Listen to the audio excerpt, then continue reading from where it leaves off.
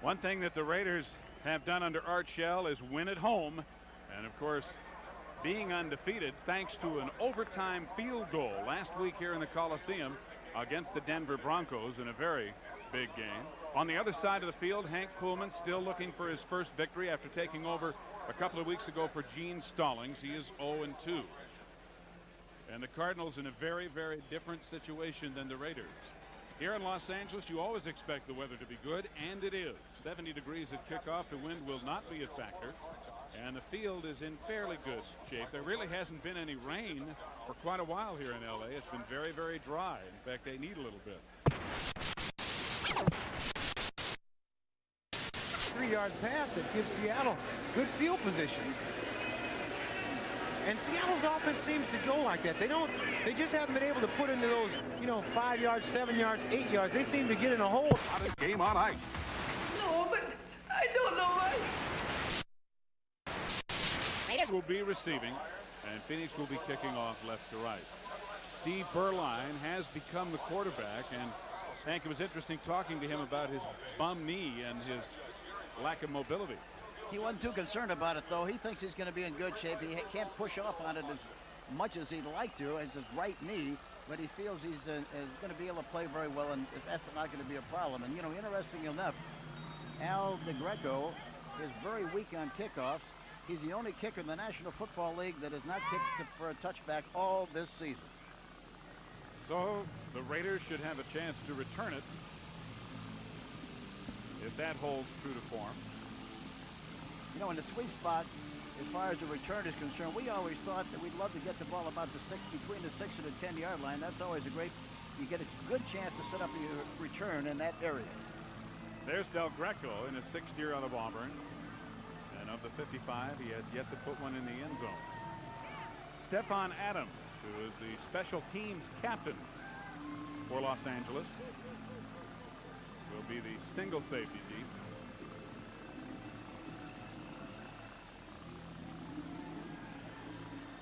This game far from a sellout.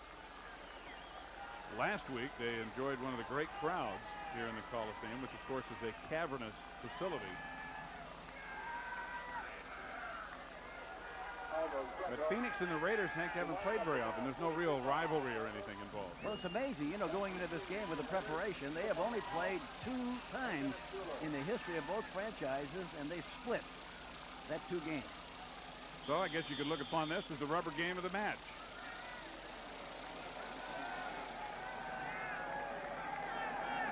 Vance Mueller is back with Stephon Adams, and Adams is going to get it at about the 8.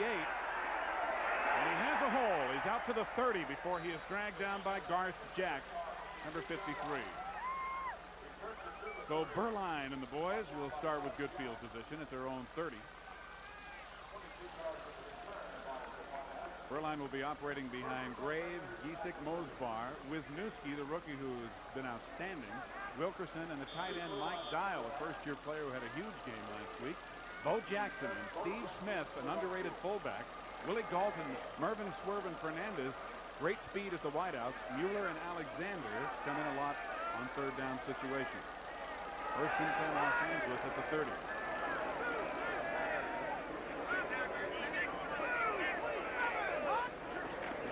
Fake to Jackson. Berline has all day. Underthrown and incomplete. Intended for Mervyn Fernandez.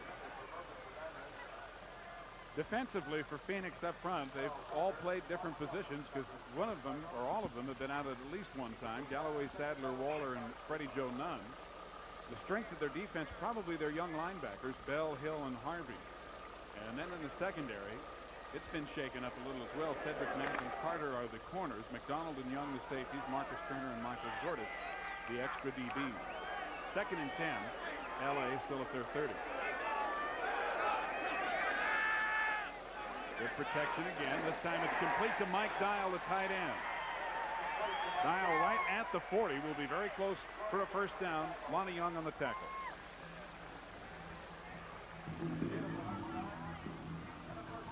You get a play action fake here. No, I thought he did, but he just went right back to the pocket. A short drop. And again, they're playing a zone defense, and they hit the middle of the zone.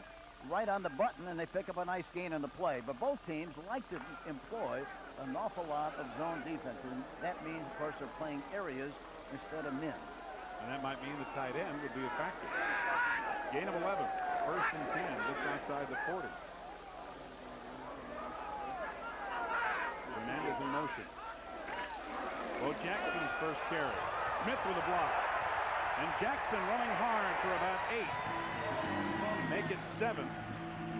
Out near the 47, Lonnie Young and Tim McDonald, the safeties, have to bring him down. Here are the inactive players today. Rich Camarillo is the Phoenix punter. And so backup quarterback Tom Tupa, who led the nation in college at Ohio State, averaging 47 yards a punt, will have to punt for Phoenix. There's Tom.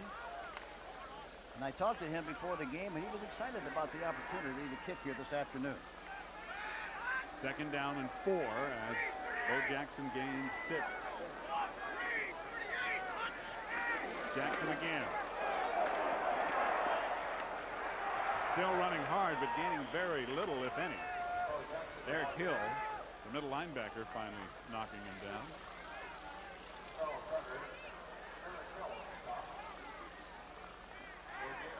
Watch the block by Smith, number 35. He gets into the guide pretty good, but it leaves his feet a little bit too soon. So as a result, he can't maintain and sustain the block, and as a result, the linebacker pops off there and comes in and makes the tackle. Had he waited just a little longer, he'd have been able to get a good inside-out block on the linebacker. So it's third down and 4.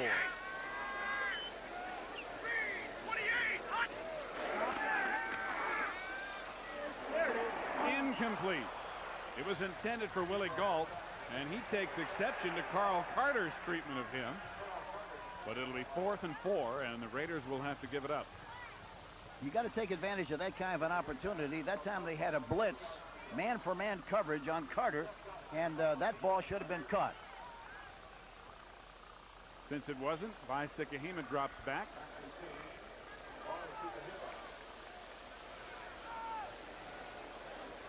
Jeff Gossett is on to kick it away. Kahima standing about his 10. Second in the NFC in punt return. Fair catch at the 14. A 39-yard punt by Gossett with no return. 12 minutes and 15 seconds remaining in the first quarter, and Phoenix will have the ball for the first time. Gary Hogeboom, who has been maligned, injured, has a injured index finger on his throwing hand, but he's in there. He and Tupa have been splitting time, and Hank, they've really been hollering for Tim Rosenbaugh, the highly touted rookie, to play some. I think there's a good chance we'll see him if they have any trouble offensively this afternoon. One back set with Baker and Farrell in motion. Fake to Baker. Hogeboom under pressure, and he's going to be sacked at the 5. Bob Golick and Mike Wise.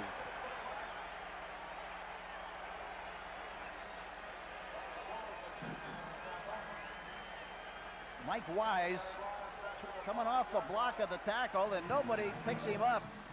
Hogeboom's got no chance whatsoever to do anything. It was a play-action fake. He was trying to hold the fake as long as he possibly could to get the ball deep downfield, but Mike Wise came in there and made the sack.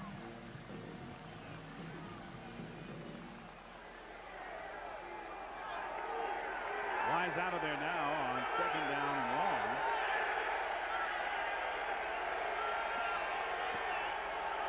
Loss of 9. Hogeboom down the near sideline for Ernie Jones, but it's overthrown and incomplete. Kerry McDaniel had to cover it. It'll be 3rd and 19. I mentioned this at Well, the Chicago Bears, Hank, have been eliminated from the playoff picture by the Detroit Lions, who have really come on in the second half of the season. Well, we had them several weeks ago, and we were amazed how enthusiastic they were about what they were doing and where they were going. Talking about Detroit, and so they evidently are continuing on that same course, beating the Bears today. 3rd and 19. Phoenix at their own 5. 4 wideouts. Low snap. For Green, tipped away at the last second. Fine play by Mike Harden, the strong safety. Green had to hold up and wait for the pass, and Harden tipped it away. The key here is, again, that they're throwing into a double zone. The pass was low. That made him wait a little bit. Protection is not bad, but there's coverage inside and outside. The ball is thrown over the top, and Harden, 45, makes the knockdown on the play. Good reaction on the defensive backs. So Tom Tupa, who will punt for the first time in a regular season game, is punting from his own end zone, and he gets it away under pressure.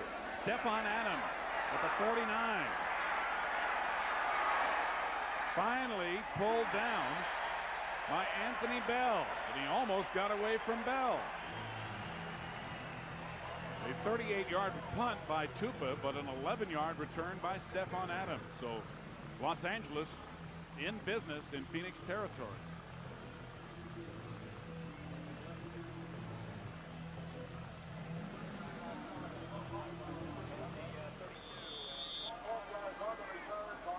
Minutes, 15 seconds to go in the first quarter. No score here in the Coliseum. The Raiders' second possession. 1st and 10 at the Phoenix 32. Jackson in motion. Smith banging straight ahead and pushing some Cardinals backwards as he gets to the 27. Eric Hill, David Galloway, and others. And watch Jackson on this, number 34. He's a great runner, but look, he's really improved his blocking. Watch him come into the McDonald, the strong safety. Good inside position. He stays with him. It's a very good block by Bo Jackson. So it's 2nd down and 6. You can see that Jackson is averaging more yards per game rushing than Phoenix is as a team this year. Burline again with great protection, incomplete. He led Mervin Fernandez a little too long, and Fernandez had Cedric Mack beaten. The other thing about that pass was the fact that it was on the line. It was on the trolley line that time. No arch whatsoever. Had a little bit more arch to it, he might have been able to run under it and make the catch. Got there too quickly.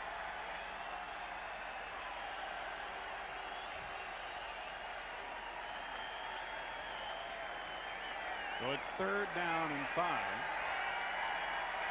Still at the 28.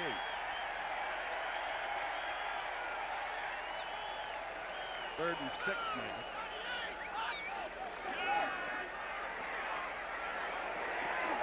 And it's complete. Marcus Allen into the game on 3rd down, making the reception in front of Anthony Bell. And it should be enough for a 1st down.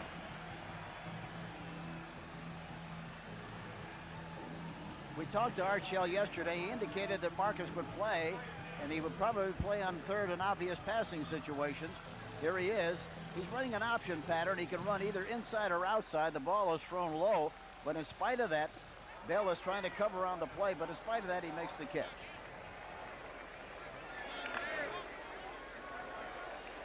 Will this be Marcus Allen's final game in the Coliseum as a Raider? A lot of speculation. Pitch to Jackson. Flag goes down as Jackson goes down at about the 16. Ken Harvey, the right linebacker, stopped him along with Anthony Bell. And so we'll hear from referee Dick Hantak for the first time today. Holding. Offense, number 84.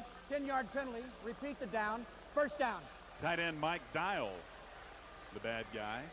You know, the Raiders, as far as penalties are concerned, they have 108 penalties coming into this game. They're the 3rd most penalized team in the National Football League, and that's usually the way they play all year. In the history of their club, That's they've right. always led the league in that department. Whether they're having good seasons or bad seasons, they're always up there in the penalties. They are still a tough bunch, and that's the way Al Davis likes them to be. Now the officials asking for time, and you can see that Kansas City just destroyed the Green Bay Packers today, and that's somewhat of a surprise. But Hank, your old team is having a great year.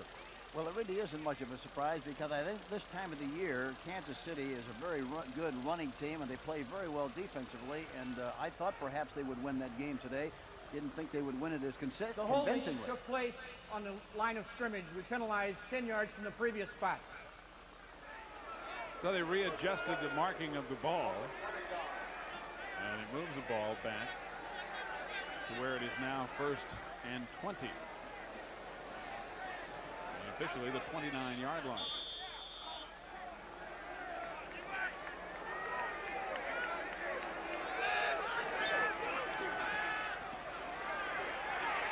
Burline's time runs out, and David Galloway knocks him down.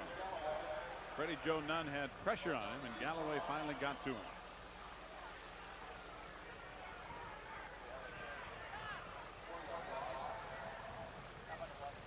Galloway, number 65, gets off the ball in good shape.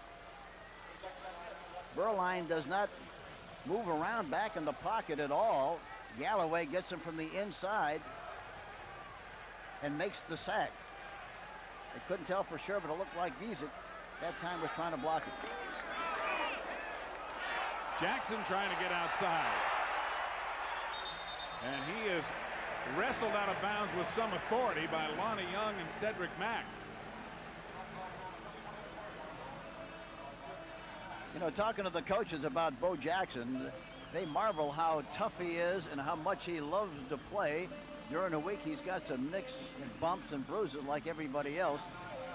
But when the game is played, he really screws it on and is a terrific runner.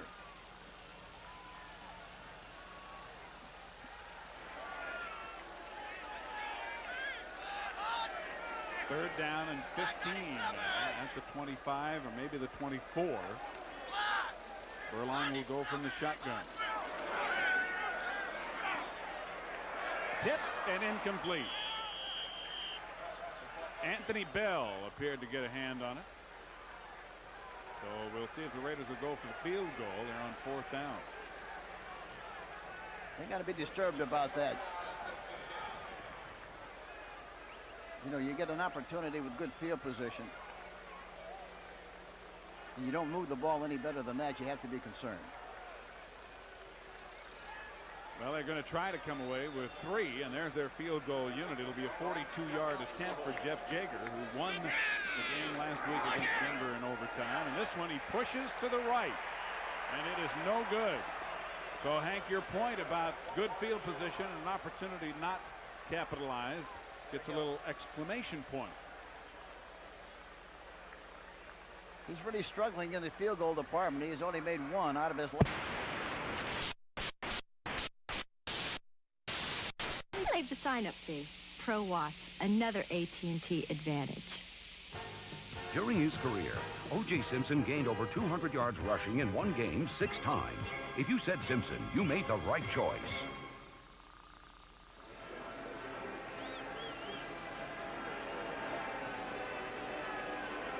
This is Don Criqui with Ahmad Rashad, and the season could very well be on the line for Boomer Esiason, Sam Hoyt, and the Cincinnati Bengals, the defending AFC champions. They're down to Seattle 24-17, and if they lose this game, they would be down to the Houston. Dick Ender. Go to sleep. The whole atmosphere here is terrific. And of course, he's fit in beautifully and has done a terrific job. He's, like you say, he's really been very surprisingly outstanding for them. 2nd down and 8. Baker running hard in the grasp of Jerry Robinson. And Robinson, another veteran, in his 11th year. Earl Farrell, number 31, really got a good block that time. He came in motion to the left side and got a good trap block.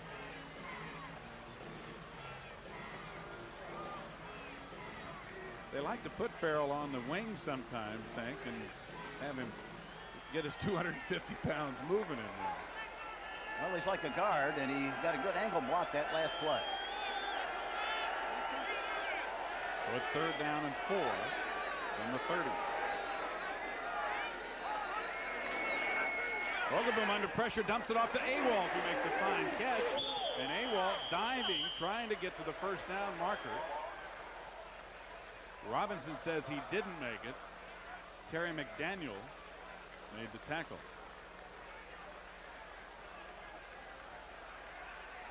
A man coming free right in his face that time, a linebacker. But in spite of that, he still got the ball outside the Awalt, and he makes the catch very, very close to the first down. But he is about a half yard short, so the punting unit is on, and Tom Tupa will have another opportunity to kick. Rich Camarillo, the normal punter, injured and inactive today, so it falls to the young backup quarterback. Stephon Adams back in for Los Angeles. And Tupa booms a high one out of there. Adams goes back to about the 16. Ball down on a fine play by Ron Burton. A 51-yard punt and only a 6-yard return. And Hank, you know, we were talking to Hank Kuhlman, the other Hank, last night, and he had some interesting thoughts about what he felt his team needed to do today to win. He was very emphatic about that. Number one, on offense, he said no turnovers. We can't afford turnovers. Number two, we have to average 4 yards per rush. And number three, we've got to score at least 24 points to win. On defense, he said they had to hold Bo Jackson under 4 yards, and that's quite a task. Number two, no long touchdown passes. And number three, they've got to come up with 10 big plays on defense. That's a lot. 10 big defensive plays. Jackson on 1st and 10 has a blocker. Out to about the 32. Tedrick Mack and Lonnie Young knock him down there. And Jackson, for the first time, carries for more than 4 yards on a carry. He has the #1 average in the NFL at 5.7, and today he's picked up 24 yards, Hank, on 4 carries, so he's averaging 6 already. You know, he's exciting to watch. Just watch him run. Even moving the pregame warm-up, I was watching him. He really creates a lot of excitement. He almost got the first down, but he's short by that much. 6:34 remaining in the first quarter, no score. Hank Kuhlman, who was the running back coach before being elevated to replace Gene Stallings. Yeah, I'm talking to him yesterday. He's very emotional. I thought he was getting ready to play. I was moving my chair back. I thought maybe he was going to throw a block on me especially. You're big enough. He would do that to you, but he might on me. He was pumped. Then you can translate that enthusiasm to the team. That's what they're looking for. Steve Smith, no hole inside and no hole outside. Tim McDonald waiting for him. You talk about a banner year for a safety man, Tim McDonald. I don't know who in the league is playing any better than he is at the strong safety position. There we see him right on the line of scrimmage like a linebacker. He wards off the block and comes right to the outside and makes the tackle. A beautiful play by Tim McDonald, number 46. And if he doesn't play in the Pro Bowl, that's really going to be a scoop. Yeah, he certainly should. He has been the outstanding player defensively for the team. It is 3rd down now and about 1.5 yards to go as Smith lost yards on the play by McDonald. Flags fly on the snap, and the pass is complete to Fernandez. And Mervin gets away from McDonald. Carl Carter finally knocks him out of bounds deep in Phoenix territory, but there is a penalty, and it may be offsides against Phoenix. Let's see. I think it was Gary Hadd, number 73, it looked like to me. It is offside, and a 40-yard gain that will stand for Los Angeles. Defense, penalty is declined. First down. There you see him right there, number 73. Gary Hadd jumped prematurely, and of course Berline was smart enough to go ahead and execute the play. Don't worry about officiating the game. Just play the game and do your responsibility. Let the officials call the game. That's what they did here. They picked up a nice 40-yard gain. And Mervin Fernandez can really run with it after he gets it, Hank. Well, Cedric Mack was trying to knock the ball down, and he missed, and he went right underneath and went right down the sideline for the big game. On first down, intended for Willie Galt, but incomplete, thrown low. So it'll be 2nd and 10.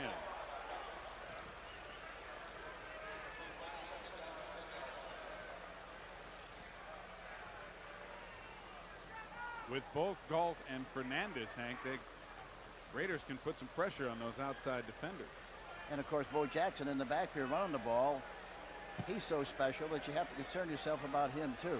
And an interesting story talking about Bo Jackson and talking to Al Davis yesterday. We'll talk about that in just a moment. 2nd down and 10. McDonald with the pressure. Berline gets it away. It's tipped at the last second. Cedric Mack with a fine play to prevent a touchdown.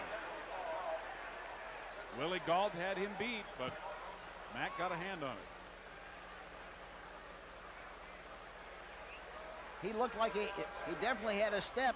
There again, we talked about a moment ago. He throws the ball, a low fastball. Had it been over the top a little bit, he couldn't have made that play. Now watch Bo Jackson's block. Watch him get McDonald. But watch the great effort on McDonald's part. You don't think that's great effort and good balance and good athletic ability. A beautiful play by Tim McDonald. We just talked about him a moment ago. Marcus Allen into the game on 3rd down and 10. Berline under pressure, gets away. No, Freddie Joe Nunn gets him by the heel. Nunn had a piece of his jersey, and Berline got away, but Nunn stayed with it to bring him down, and the Raiders will have to kick again. This will be a little longer attempt for Jeff Jager.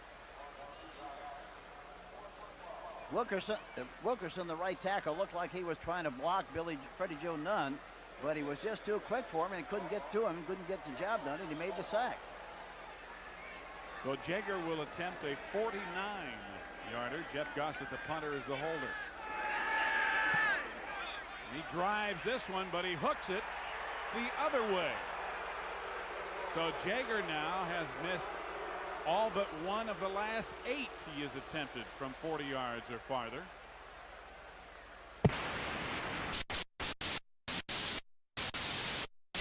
City on NBC Nightly News.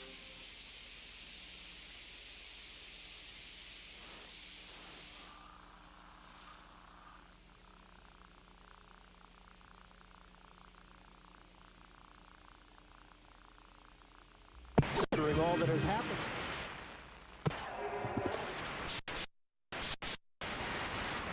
Late to devise Sikahima out of the backfield. Sikahima fumbling it out of bounds, but he gets up to the 41. And he's close to a 1st down. Lyndon King, the 12-year veteran, bumped him out. Sikahima is a very fine pass receiver. He's averaging 10 yards a catch. Very good for a back coming out of the backfield. And he almost got 10 yards there, Hank, 9.5. So they're just short, and it'll be 2nd down. And about a half yard to go. He's a versatile guy, too. He's good on punt returns. He could even be flanked out as a wide receiver.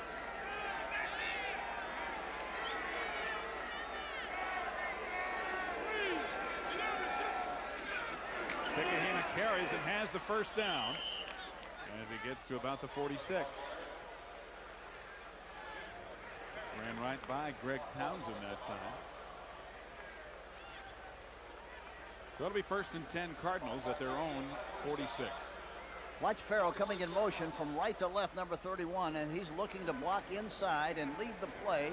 So he goes through the hole, tries to get a block outside, but it doesn't make any difference because Howie Long gets through there and makes the tackle.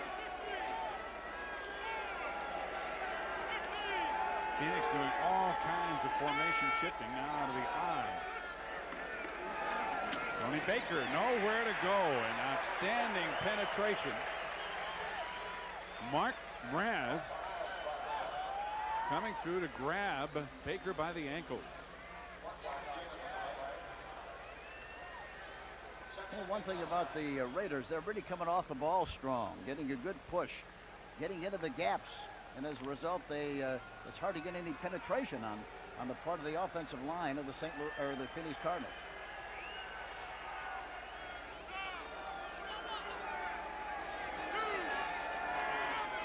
Second and 9. For Awald, incomplete. Ewald open, but the ball thrown a little too tall and a little behind him as Howie Long was putting some pressure on Hogaboom. And Hogaboom that time was standing in the pocket with a very strong purpose of getting the ball outside. He had to move just a little bit about the time he was throwing the football. And we'd like to welcome those of you who've been watching the Philadelphia Eagles defeat the Dallas Cowboys in Bounty Bowl 2. Steve Zabriskie and Hank Stram here at the Los Angeles Coliseum with 3:17 to go in the first quarter. No score. Phoenix with third down and about 9.5 to go. Hogaboom avoiding the pressure and getting it away. Incomplete, intended for Roy Green, covered by Terry McDaniel. So it'll be 4th and long, and again, we'll see the Phoenix punting unit. Hogaboom looking to his right, searching over to the right side, nothing there. Escapes to the left side, throws it on the move, and McElroy goes through there and knocks the ball down. Tom Tupa, the backup quarterback, who is punting because of an injury to Rich Camarillo, punting for the 3rd time. Stephon Adams from the 12 to about the 23. Brought down by Michael Zordich. A 40-yard punt by Tupa and a 12-yard return. Exactly 3 minutes remaining in the first quarter, and there's no score here in Los Angeles.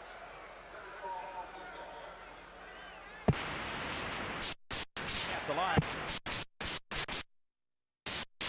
Between themselves and the Bears, 27-17. The Bears have won the NFC Central the last 5 consecutive years. Now they are eliminated. Not only can't they win the division title, they're out of the wild card chase. The bottom fell out in 1989.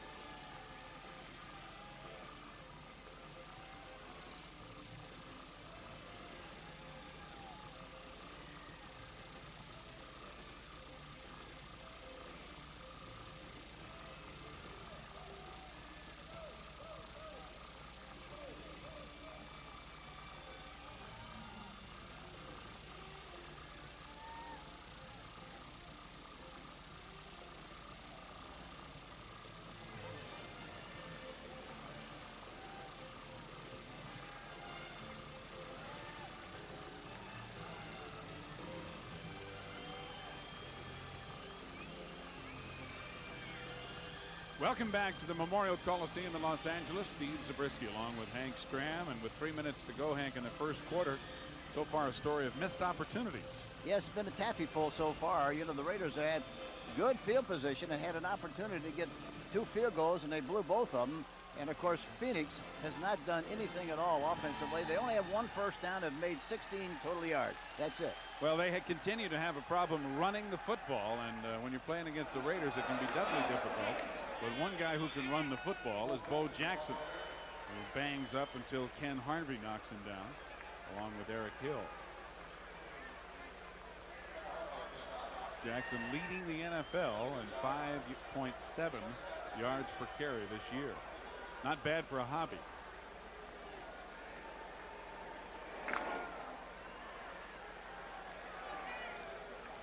That time he just got 2, so it's 2nd down and 8.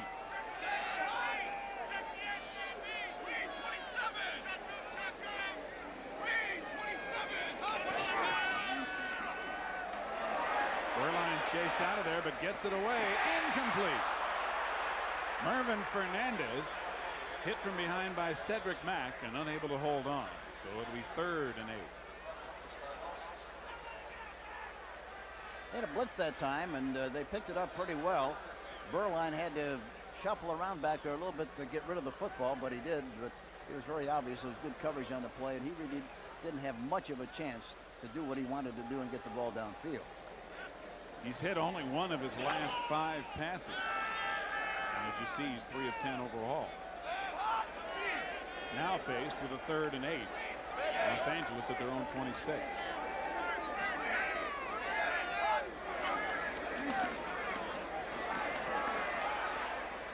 Incomplete. Fernandez breaking over the middle, and the ball overthrown. So the punting unit will come on again, and back and forth we go. Very obvious that the Cardinals know exactly what Fernandez likes to do. He likes to run inside, and they had McDonald standing right in the middle area waiting for him to come into the middle.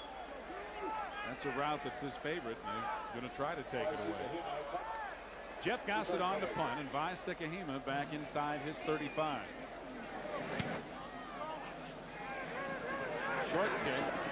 Sikahema, no fair catch, and he's hammered after he catches it at about the 42. So a 31-yard punt, but no return. 1:59 left to go in the first quarter. Still no score.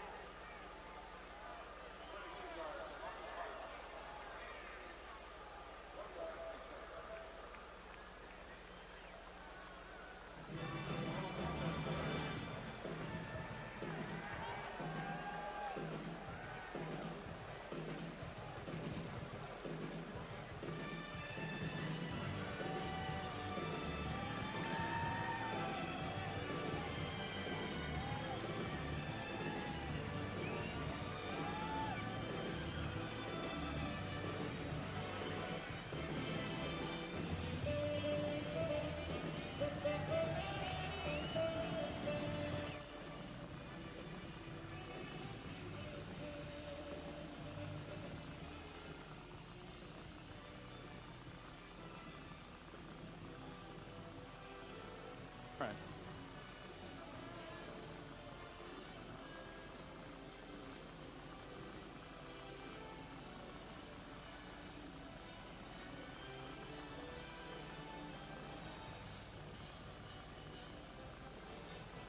Greg Townsend, before the game, was honored with a special award that the Raiders Booster Club gives every year. It's called their Commitment to Excellence Award, voted on by his teammates.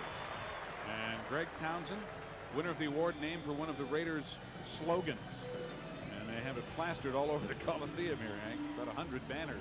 Well, that's what Al Davis is all about and what he believes in very strongly. He advertises it, but he lives it. Literally, he lives that philosophy. Sikahema takes the pitch on first down, finds a little room, and squirts out to about the 46. Bob Golick and Jerry Robinson out there to knock him down. Watch Wolfley, number 24, going to the left on the left side of your screen. Look at the good block he gets inside, outside. Look at the good block. He sustains it. Does a terrific job on Harden, the safety man of the Raiders. Sikahema able to gain 4, partially because of that. And you can see that the Raiders have had it all their way offensively, but they've missed 2 field goals. Consequently, no scores. We're near the end of the first quarter. Wolfley, the ball carrier, as a flag goes down. Wolfley to about the 49 of Los Angeles. And it might have been Roy Green, 81, who moved too soon for Phoenix.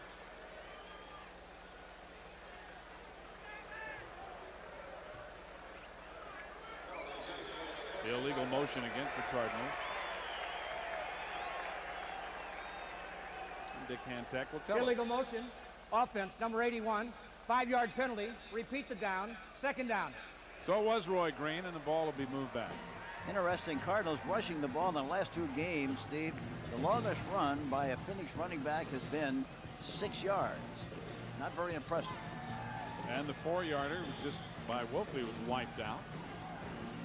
So we're nearing a minute to play in the first quarter, and now it's going to be second down and about 12 yards to go back near the 41. Vogeboom has time and throws it behind Green. Green open a little. Lionel Washington covering, but the ball behind him.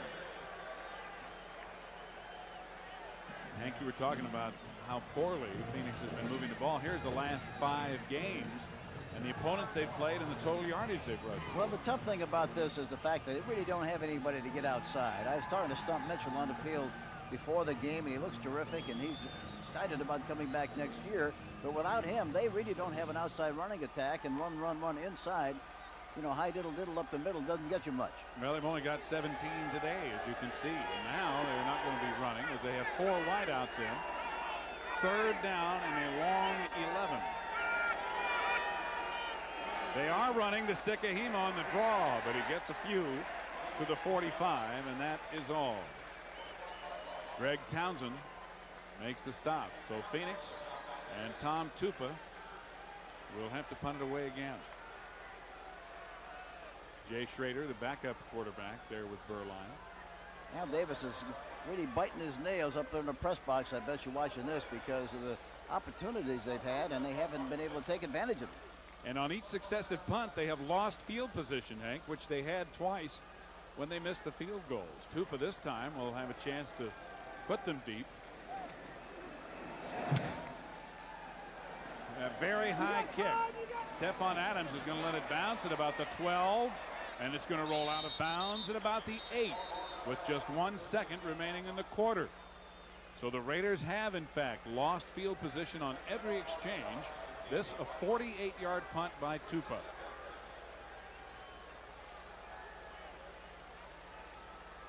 So 1 play remaining in the first quarter, and Berline and company will do it from inside their 8.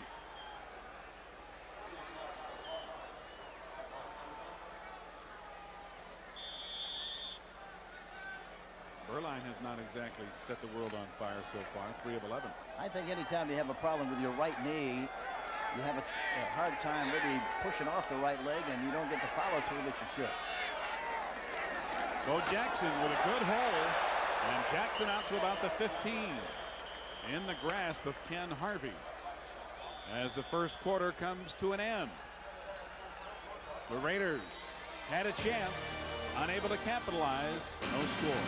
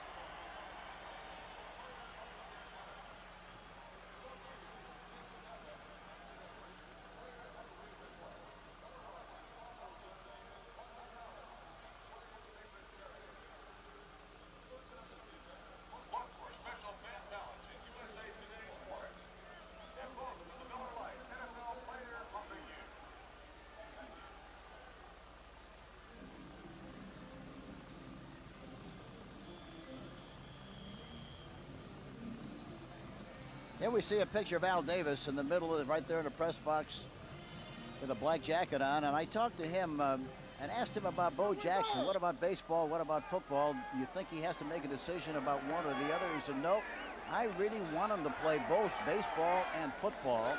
And I think he's got the great talent to do that. And I think we owe it to him to let him express that God-given skill. Interesting observation by Al Davis. And it remains to be seen, of course, Hank, how much longer Jackson will choose to do that as Steve Smith carries and is short of the first down. It'll be 3rd down. as the Raiders try to punch it out from deep in their own territory as we start the second quarter. No score here in the Coliseum. Well, what a surprise. Seattle beating Cincinnati in a game like that one. It's another surprise. Look at Buffalo losing again.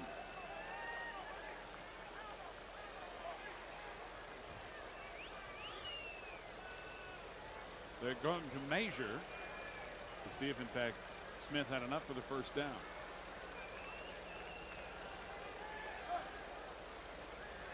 And he does. By a little more than a half a football.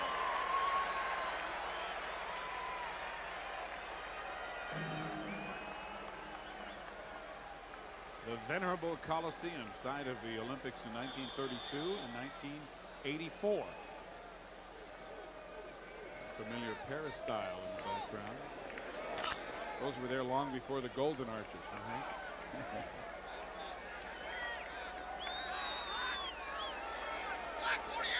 From the 18, first and 10. Jackson. Smith and leading the way. He fumbled the ball. It's out of bounds, and the Raiders will maintain possession. But oh, what a run by Jackson, who really showed that world-class speed. He gets around the corner, and watch Smith, number 35. He's out in front. He gets a piece of one, just enough, and he goes down for the next guy. Look at Bo Jackson. He's got the angle on those people. And in spite of that, he still goes right down the sideline. Young, number 43, finally makes a tackle. And he has really got incredible speed.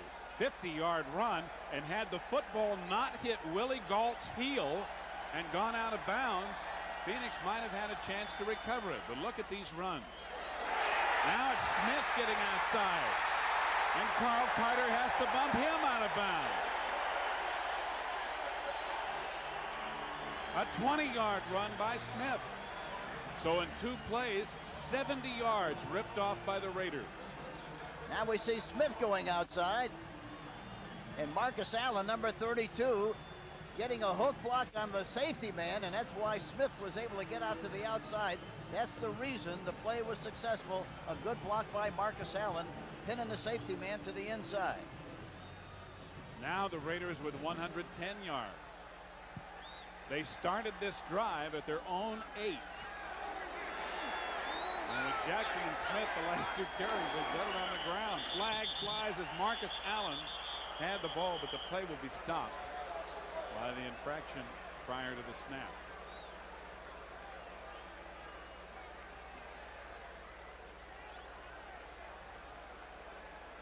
False start.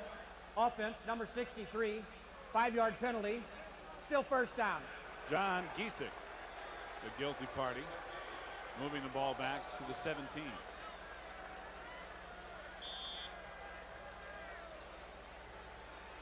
Raiders have been pretty good inside the 20. Yeah, that's always been their personality. The history of this club has been they've really taken advantage of opportunities inside the 20-yard line.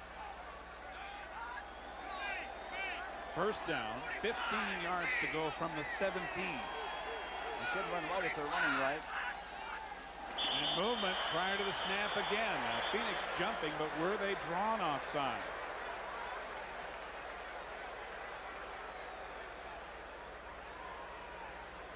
Let's see what Dick Hantek says this time.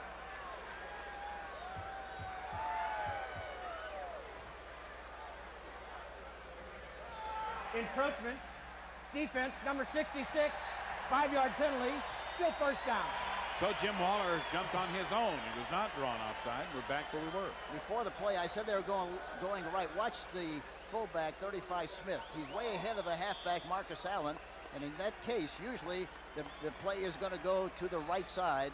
And that's exactly where they started to run before the penalty was called. So we're back to the original line of scrimmage. The 12, first and 10. Straight ahead goes Marcus Allen. Couple of yards and maybe 3 inside the 10. Jim Waller and Freddie Joe Nunn combining for the stop. 13 and a half minutes left to play in the second quarter. No score here in Los Angeles, but the Raiders, who have missed 2 field goals, are threatening with the ball inside the Phoenix 10. And if this is Marcus Allen's last game in the Coliseum as a Raider, what a career he has had.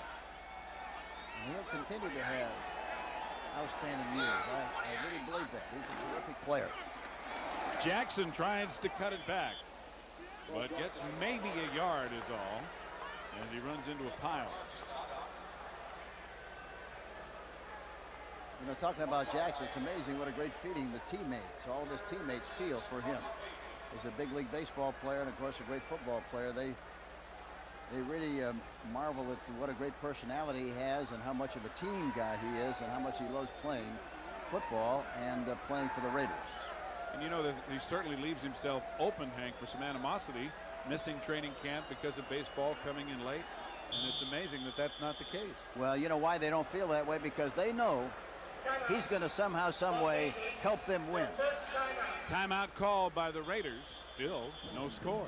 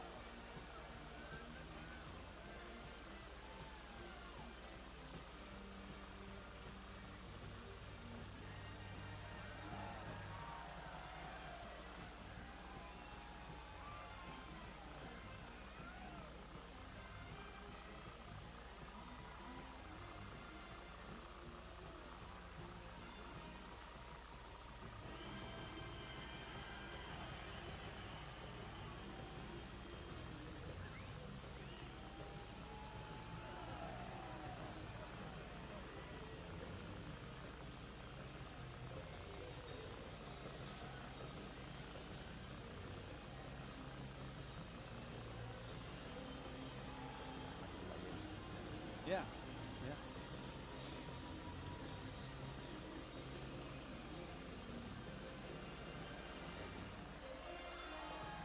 You know, I asked Steve Berline yesterday, why do you wear number 7?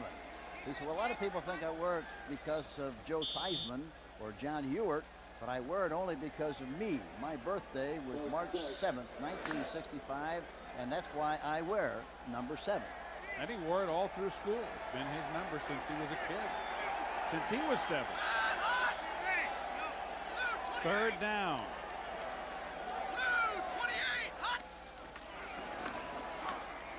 Pump fake, lots of time, end zone incomplete. It was intended for number 42, Vance Mueller, who was open in the end zone, and it might have been Carl Carter who got a hand on it to tip it away.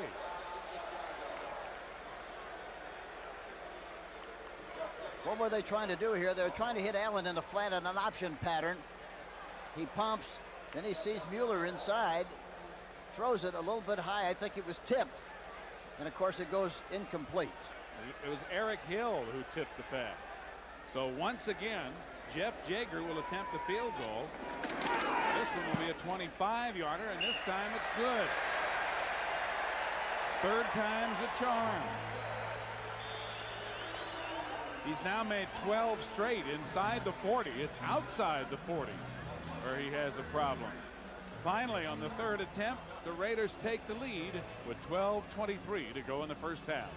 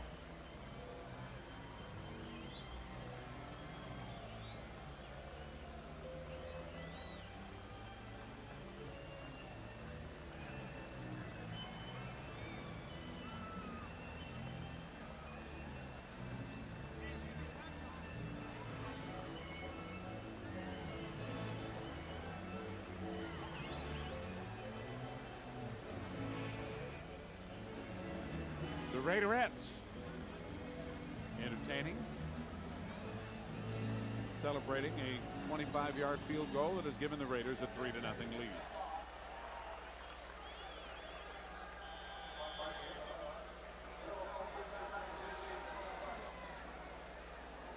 Jaeger will kick it off. Darrell Usher and Vi Sekihima are back. Usher ran into a pile short of the 20 and fell forward to about the 22. So Phoenix will have it 1st and 10, trailing by 3, and we'll return to the Coliseum in just a minute.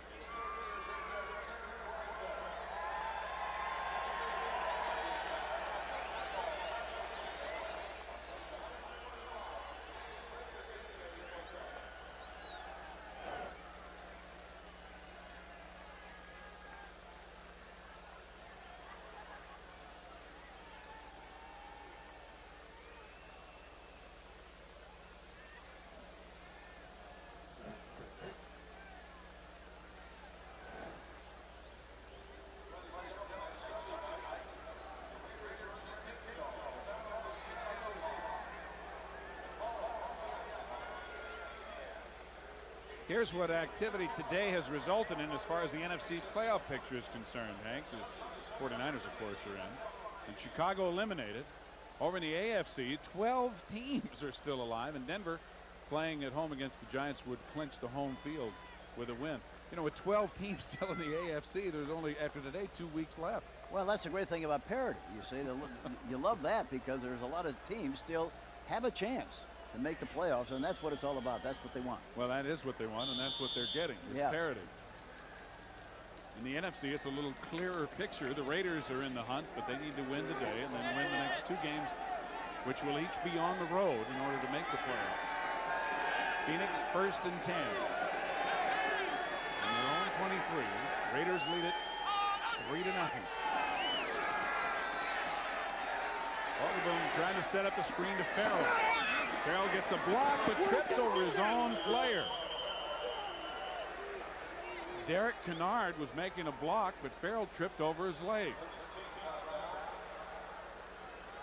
Got to almost the 29. If you're going to run a screen, the quarterback really has to be a good actor. He's got to pretend like he's going to throw the ball downfield. They wait, let the penetration come. Watch Farrell, number 31, coming back. He's got to jump a little bit for the ball and get a block downfield, but the leg of the offensive lineman is sticking out there, and he bumped into the leg and fell right down on the play. Picked up 6. And the Cardinals change the formation again. Farrell cuts back, has the first down as he gets to about the 36. Greg Townsend on the tackle along with Mike Harden.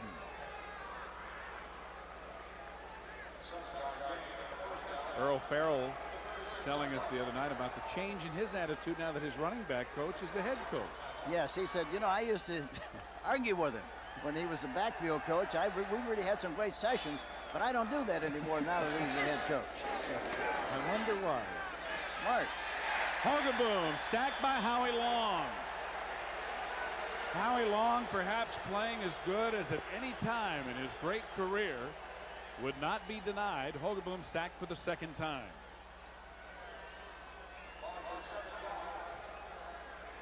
Get a shot at Howie Long coming in here. There he is. He slaps away the guard, Lance Smith, and goes right in there, right at the quarterback, and makes the penetration and gets the tackle.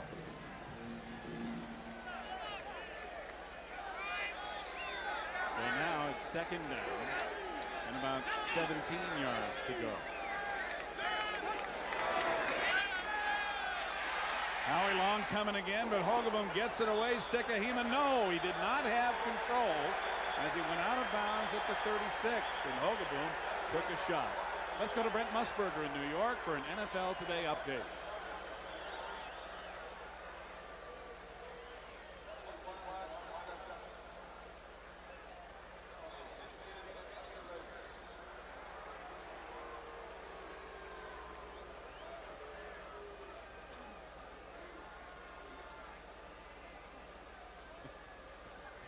Thanks, Brett. Holding. We're glad we're here. Number 52, 5 yards, automatic first down. So you hear defensive holding against the Raiders, moving the ball to the 34, where it'll be an automatic first down for Phoenix. They lead 3-0, and what a big addition Meggett has been to the Giants. He's having a fine rookie year as he scores for New York. Yeah, he gives them really the outside and the home run dimension that they really didn't have without him.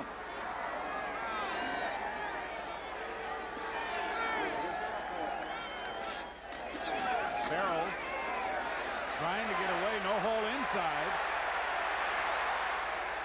And he does well to gain a few as he gets up to about the 39. Terry McDaniel, the left corner, finally got him out of bounds along with some help from his friends. We're at the Memorial Coliseum in Los Angeles, and as Brent said, the sunshine of Los Angeles, Southern California, a typically beautiful day. Steve Zabriskie and Hank Stram, where the Raiders lead Phoenix 3-0 with 9:52 to go in the second. And again, Hank, the Cardinals having a hard time sustaining a drive in the running game. They really have. And of course, Farrell, talking to Farrell the other day, he said he doesn't carry the ball enough. He only carries about 8 times. He can't get in the flow of the game, which is probably true. He's back at fullback now. And it's Sikahema who has it in a good hole, but it closed quickly. Coming up very quickly, Mike Harden and Tom Benson. You know, watching this Cardinal team play, they get exactly the backs I'm talking about. They get exactly what's there. Nothing more, nothing less. Whatever the hole demands, that's what they get. And that's why they're in trouble running the football. Whereas the great back, if I can read into what you're saying, Hank, takes something and makes more out of it than just what's there. Well, the great back, you know, they stretch those short games into big games. And that's the difference between the great backs and just a back. There's the Denver Giants score, with the Giants now leading 14-0. Earl Farrell tripped up as he crosses the line of scrimmage by Howie Long. Howie Long, lying flat on his stomach, is able to reach up and trip up Earl Farrell. And Hank, you talked earlier about Stump Mitchell not being in the Cardinals lineup. There he is on the sidelines, and that's the dimension they're missing. Yeah, and I saw him before, you know, and talked to him on the field. He's all dressed up there. I asked him, he looks like he just bought the franchise. Looks like a big typhoon there on the sideline, doesn't he? He had a nice visit, and he's very, very involved with this football team, and of course, really looking forward to coming back next year. He had a very, very serious knee reconstruction. Second down and 4. Complete. Ernie Jones, and Jones has a first down at the Los Angeles 42. Lionel Washington and Tom Benson down there covering. A 10-yard gain.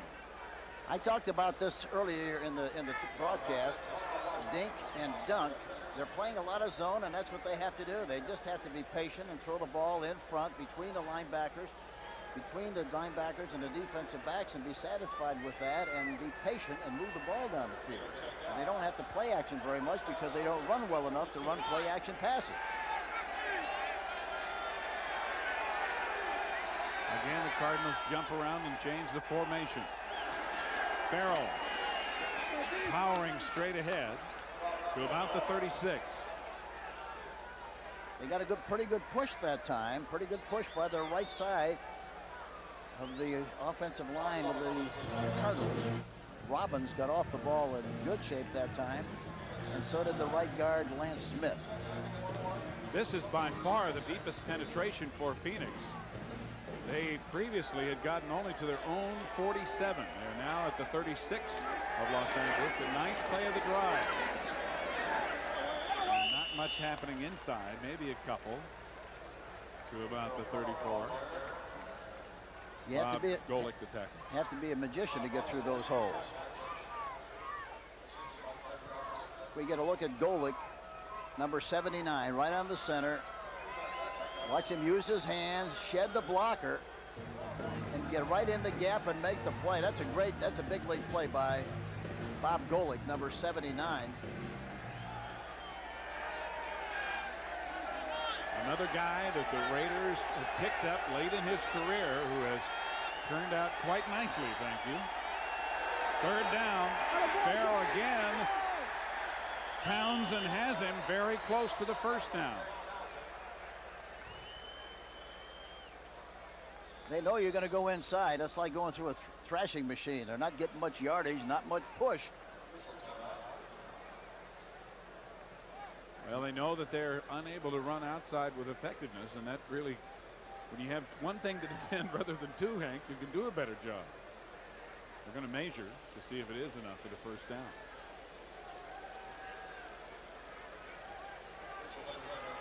Normally, if you run from an I formation, at least you have a little room to make an outside move and maybe get outside. But from a near formation, when he's back about 4 yards, it's hard to make that adjustment.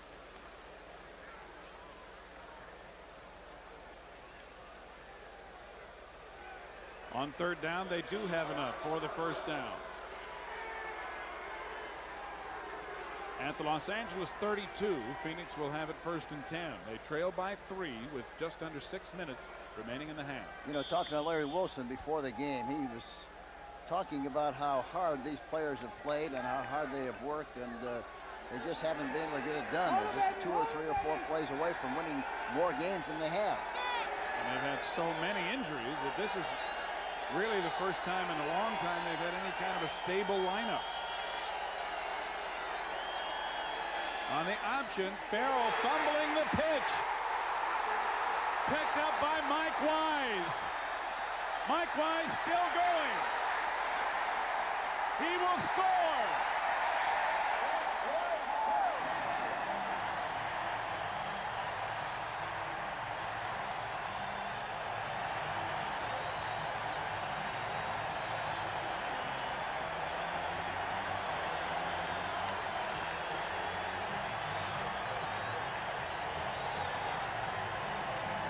At 6'7" and 275, he rumbles all the way. And here's the option, because right down everything was perfect. Everything gets the ball outside, but Farrell did not have control of the football and lost it. Mike Weiss picks it up. Look at 1, 2, 3, 4, 5. Look at all the black jerseys out in front of that ball carrier. That's good coaching, good hustle. And look at Weiss. Uh-oh, there he is. He's given the high-five cross that time. The Raiders score their 6th defensive touchdown of the year, and Mike Wise is not going to let that ball get away. A 64-yard fumble recovery to make it 9-0 with the extra point to come. Wise is out of the University of California at Davis, which is in Northern California between San Francisco and Sacramento. And there's a review going on. Bill Swanson is the replay official, and they are reviewing the play. Let's go back and look at it ourselves. And it all starts, it's a perfect call, the one way to get outside the option, but you see he doesn't have possession of the ball, control of it. And as a result, Mike Weiss picks it up. Oh, there's 1, 2, 3, 4. After further review, we have a reversal. The ball was a backward pass, not possessed by the ball carrier. Therefore,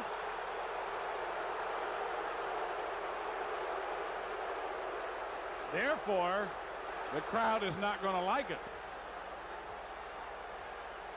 And neither does Mike Wise. The defense can only recover. They may not advance. First and 10, Los Angeles.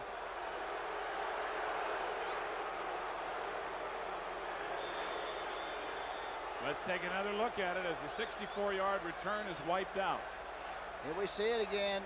It is a backward pass, a lateral. He doesn't have possession of it. The rule says that you can recover that, but you can't run with a fumble.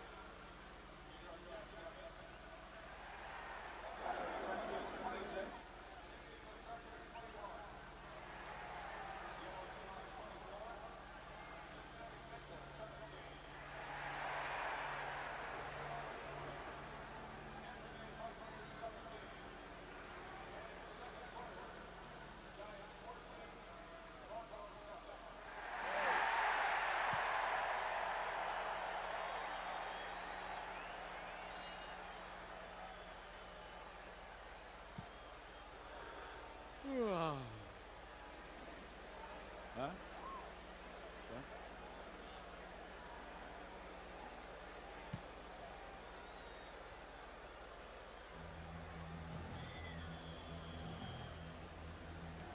Here we see Mike Weiss, who just ran 64 yards for a touchdown that didn't count. And as soon as he gets through here, he's going to call the fire department and get a big resuscitator down there to make sure he makes it the rest of this game. Dialing 911 shortly. Raiders have it first and 10 at their own 36. They lead 3-0 as the touchdown is wiped out, and Burline going long. Willie Gault has it.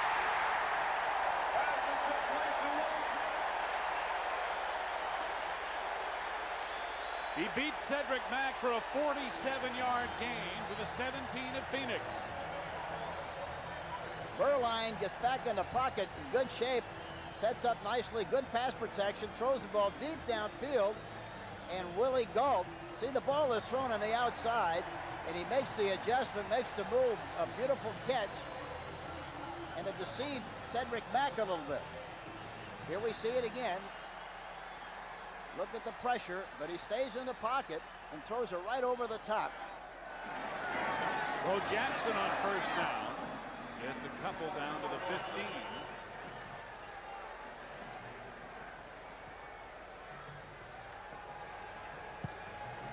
Willie Gault with a 47-yard gain. He's not only had some big play here, but he's had quite a few of them this year. Well, you know, the other thing about Gault is that we talked about throwing vertically. Al Davis says, we don't want to take what they give us, we're going to take what we want. And that's the way they like to throw the ball, and even though they're in a zone defense, they're going to throw the ball up on top. Willie Gault with world-class speed. He and Willie Anderson of the Rams leading the pack. And Burline sacked, and the ball came free. Is it a fumble? No. Yes, it is. Dick Hantek shaking his head no, but Eric Hill came up with the ball. Eric Hill, the middle linebacker, number 58. He's blitzing on the play. Watch him, he comes right up, nobody touches him. There he is.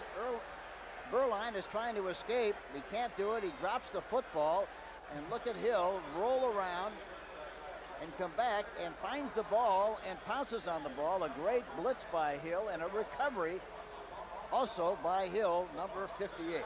So he got the sack and he got the fumble recovery on the same play. Second sack of Burline, and the Raiders are turned away again. First and 10 Phoenix, just outside their 25. Hogaboom faking and now throwing over the middle and completing it to Ernie Jones. And Jones is blasted right away by Eddie Anderson. It's a 16-yard gain, and Ernie Jones is shaken up. And when you hear the story of Eddie Anderson's bench pressing ability, you'll know why he's able to make hits like this. There you see the escape, and he throws the ball down the field to Jones. Watch the hit. Boy, that's really thumping somebody. 4:07 to go in the second.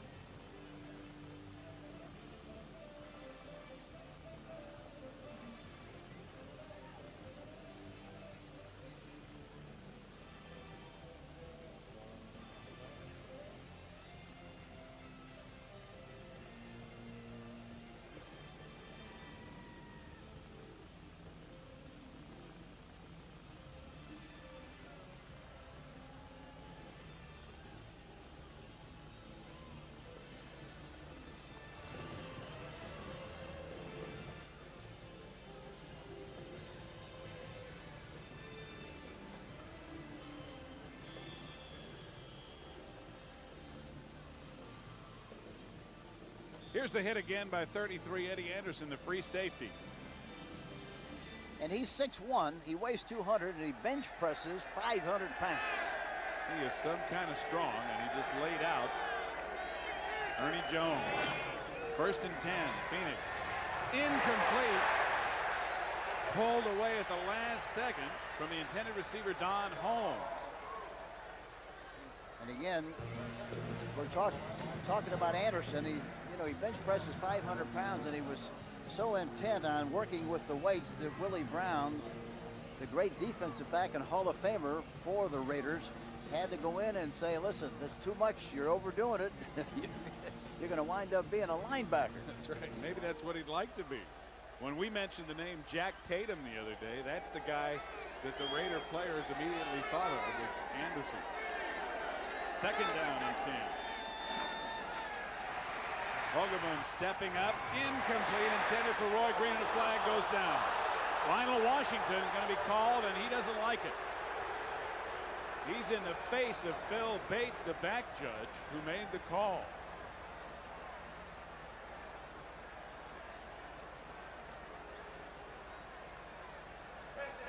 Hogaboom wants to dump the ball off with a dunk, but he doesn't get a chance to. He jumps into the pocket. Now watch Washington, and the ball pops out of there. I don't know why they call pass interference unless they maybe thought he tackled him before he made the catch. Well, that was close. Close enough to be called, apparently, in spite of Washington's objection. I'll tell you one thing, there was very, very good coverage on the part of the Raiders all the way over the field that time, including Washington's coverage, even though they called the penalty. So it moves the ball to the 46 where it's 1st and 10.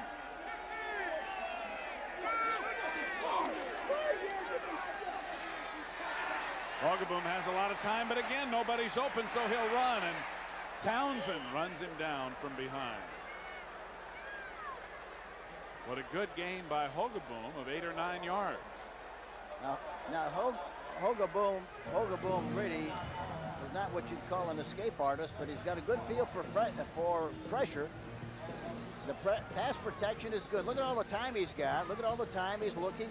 He sees the big seam in the middle, and immediately takes off. He knows what he has to do, gets as much out of that play as he possibly can. A good play by Gary Hogaboom. 2nd down and 1.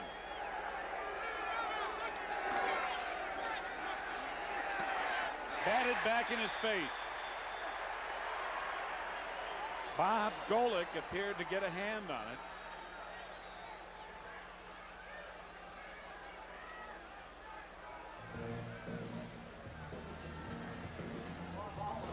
Well, it's going to be 3rd down and a yard to go. Golick's been hitting the helmet so many times his stripes off center. Here he is, 79. There the hand comes up. Could have been either Golick or Howie Long. They both had their arms. Yeah, it looked like it really was Howie Long that made the tip.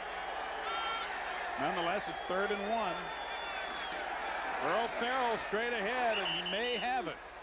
It's going to be very close.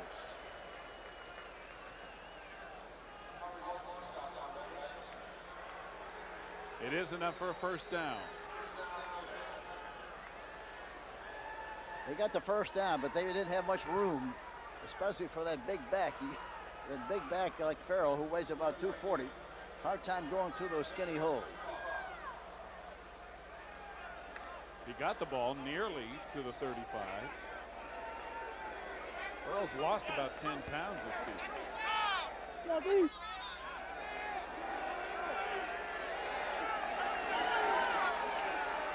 Hogaboom under pressure, lofting it for Ernie Jones, who has it. Touchdown! And a flag goes down, but it's probably going to be an interference call again against the Raiders. Probably Washington, number 48.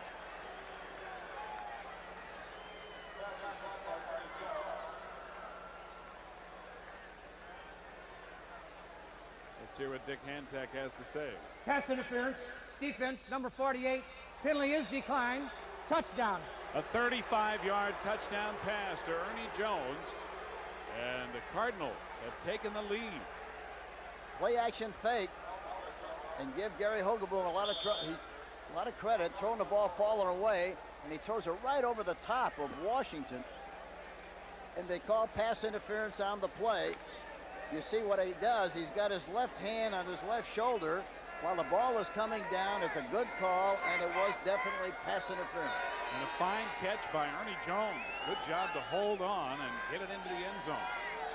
So Al Del Greco will boot the extra point, and with 2:16 left to go in the first half, the Phoenix Cardinals, on an impressive drive, lead the Raiders now 7-3.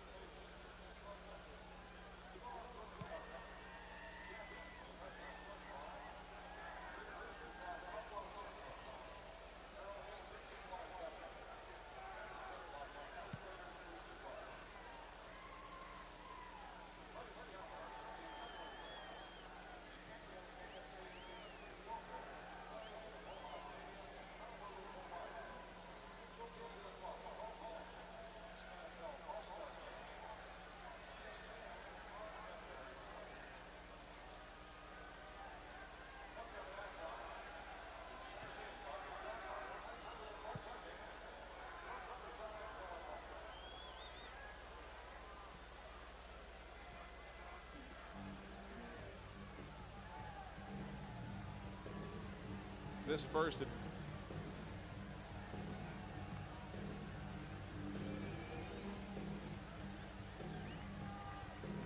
promo after the kick.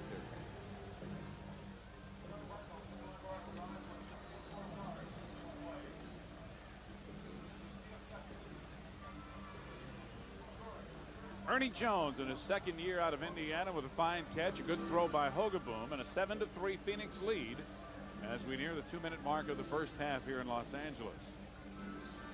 That was an impressive drive, Henry, by the Cardinals. It really was. They ran a little bit, and of course they got the big play with a play action pass that got the touchdown by Jones. Had they not been able to run a little bit, the play action might not have worked. So now Del Greco will kick it off. Vance Mueller and Stephon Adams are deep, and the kickoff goes out of bounds. So Los Angeles will have an opportunity to start at their own 35. Well, next Saturday, CBS Sports will bring you a full day of sports action. The NFL Today will start off at 12 noon on Saturday, followed by the Dallas Cowboys and the New York Giants. And then at 3:45, the season premiere of college basketball on CBS as the Blue Demons of DePaul take on the North Carolina Tar Heels. That's all next Saturday, beginning at noon with the NFL Today right here on CBS.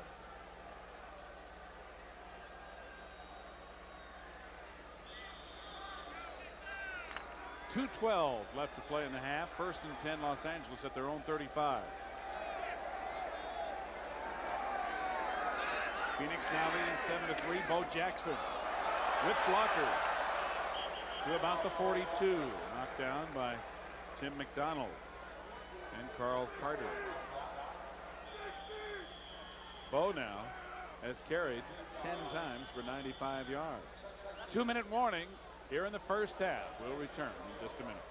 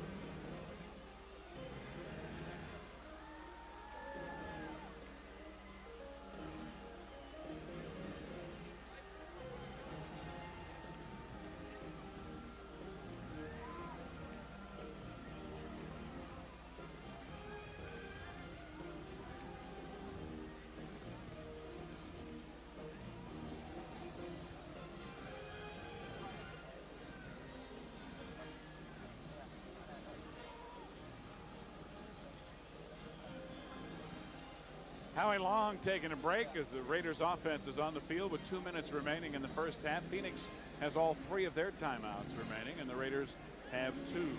Coming up at halftime, be sure to stick around. Brent and Herb will have all the scores and highlights for you, as well as the latest developments from around the league on the NFL Today halftime report. Second down and 2. Here again, they should be coming this way if they run. Preliminary jump, and Bo Jackson coming this way with blockers. He has the first down and more as he gets near midfield. And looked like Jim Waller for Phoenix, number 66, the defensive right tackle, may have jumped. And it is against the Cardinals.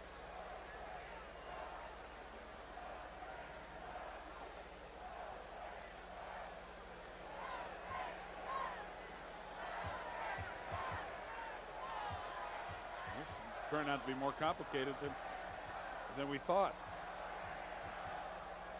Offside, defense, number 66. Penalty is declined. It is a first down.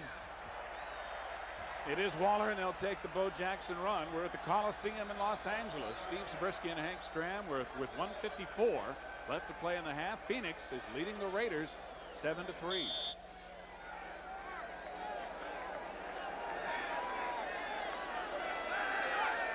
First down.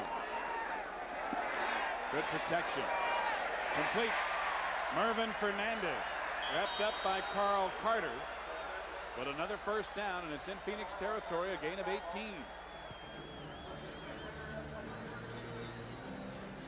Fernandez is anchored on the left side.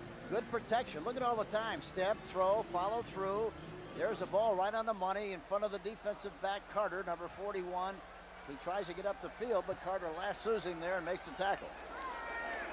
Berline to pass on first down again, firing over the middle, and it's for Fernandez, a complete at the 14. Fine catch by Swervin Mervin, and timeout called by Berline.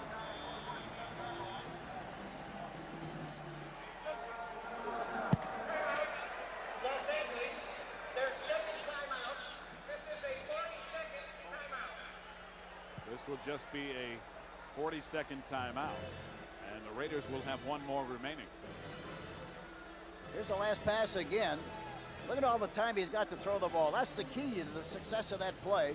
Throwing inside to Fernandez. And here again, you know, talking to him yesterday, it's surprising. I said if you had a chance to run one pattern, just one, what's the pattern that you like most of all? He said, I like to run across the middle about 18, 20 yards. There was a great illustration on that last play. He loves to run that route. And that's unlike most wide receivers, Hank, but he's a little bigger than most wide receivers. Yeah, most outside receivers want to run to the post, or want to run a streak, or want to run a post corner, but he wants to come inside, unusual.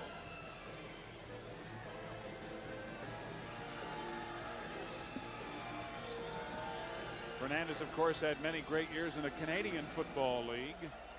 Just another example of players that the Raiders pick up from here, there, and everywhere and have great success with. First and 10 from the 14 of Phoenix. Bo Jackson chased by Freddie Joe Nunn and hauled down as Jackson gets maybe a yard. Jackson over 100 yards today for the 5th time in his career. Watch Nunn come over here. Look at this. Look at the speed of Freddie Joe Nunn. Gets a good angle and makes a tackle. A great play by him. Berline throwing it, and Fernandez going the other way.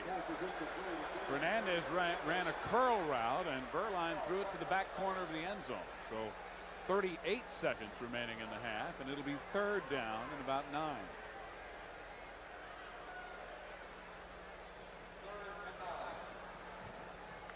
This is the 4th time, Hank, that the Raiders have been inside the 20. They missed 2 field goals, made a 25-yarder. So we'll see what they do here. They'll probably bring Marcus Allen in the game, and Mueller, I would think. Marcus Allen is an excellent receiver and runs very precise routes. Marcus Allen is in there in the backfield along with Smith as Fernandez is in motion. 3rd down and 9. Berline to the end zone, incomplete, intended for Willie Gauld, who was open. And Carl Carter pushed him again, as he and Galt have really been going at it, and Galt pushed him back. And the flag goes down, and it's probably going to be on the retaliator, as usual. Galt was open, but the ball was overthrown. But the action really took place after the play.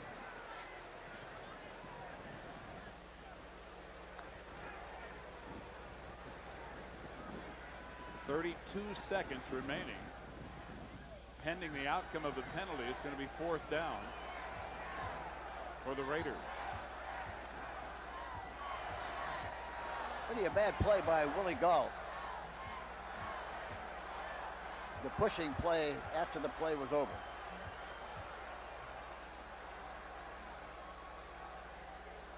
We have holding on the offense, number 68. We have personal foul, unnecessary roughness on the defense, number 41. Penalties are offset. 3rd down. So they didn't get Willie Galt for retaliating. No, I was surprised at that. Now watch Carter. Watch Carter. This is it here, I guess. Well, he didn't do anything bad. He just kind of bumped into him a little bit, and Galt gave him a shove in the back. I don't understand that one. I don't either. That's a holdover from the previous play earlier in the game where they wrestled each other out of bounds. I can't understand that one at all. So it's 3rd and 9 again for Los Angeles.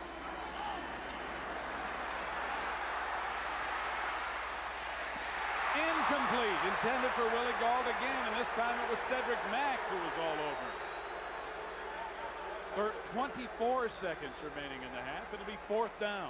Here again, the key. You get this kind of pass protection and on this area, you ought to be able to complete the pass. He escapes, goes to the right side, plenty of time to throw the ball looking, throws the Galt inside, and look at the coverage on the play. Cedric Mack, 47, gets up with the right hand, knocks it down. The left hand is free. No pass interference on the play.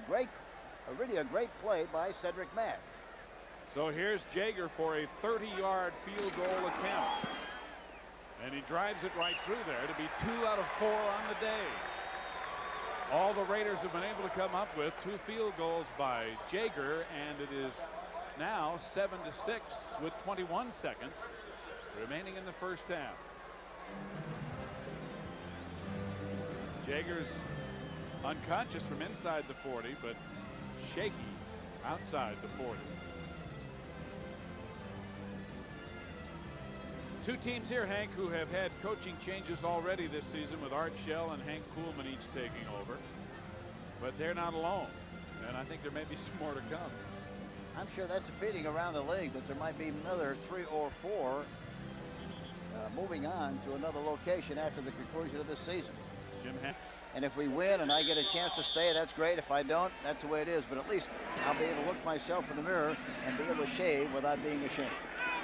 Short kick taken by one of the up men, Walter Reeves.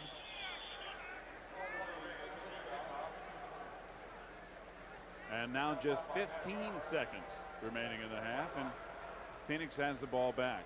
The Raiders. A lot of mistakes. They don't take advantage of the opportunities. But in the past, when they got you down, they would take advantage of those opportunities. Horgaboom under pressure, and he's hammered by Scott Davis. Sacked for the 3rd time.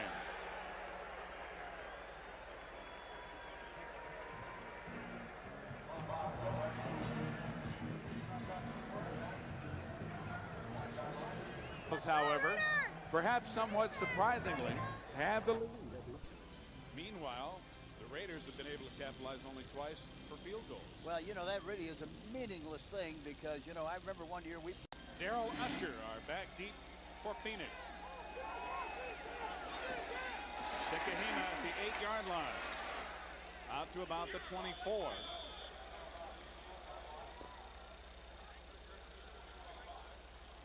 The Raiders have had very, very good special team coverage. In fact, they rank 2nd and 1st in kickoff and punt coverage. And people don't realize sometimes how important that is. You know, there's 3 ways you can win a game with offense, defense, and especially teams. And if you can win 2 out of the 3, you usually win that game. And that's why the specialty teams are so very important. Stephon Adams, 44, the captain of that special team unit. Fumble. Nobody has touched him. Now he's touched. The ball was picked up by Tom Benson, and the Raiders have it. Mike Harden made the hit that knocked the ball loose, and Tom Benson recovered the fumble. And there you see the hit. A good straight ahead shot, fumble, and Benson, number 54, recovers the fumble, and the Raiders have great field position and a terrific way to start the third quarter. But again, the important thing is they have to take advantage of it, which they haven't been able to do so far. So they get it again, deep in Phoenix territory. It's 1st and 10 at the Phoenix 25. The second Cardinal turnover. Fake to Jackson, now pitch to Jackson. It must have been a broken play. They went the wrong way. They were supposed to go to the right, and they went left. And I think it was Steve Smith, the fullback, that really was the first one to make the mistake because he broke before the snap. Well, he was leading the play to make a block, and he went to the wrong side. He went left instead of to the right. Well, Jackson probably said, I know I'm supposed to go right, but since he's going left, I'm going with him. I'm going to join the party. Burline didn't know what to do with it. So it's back to the 31, a loss of 6. Second down and 16. Jackson gets it back and a little bit more as it gets to the 24. Bo already over 100 yards today. You know, I'm watching Bo run. He's such a great runner, and he does a terrific job from all formations.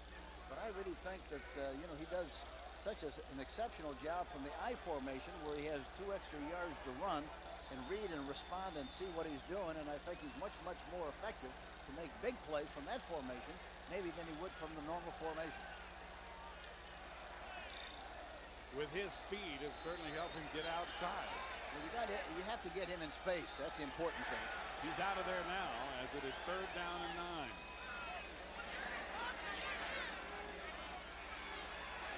Over the middle, incomplete, intended for Mueller.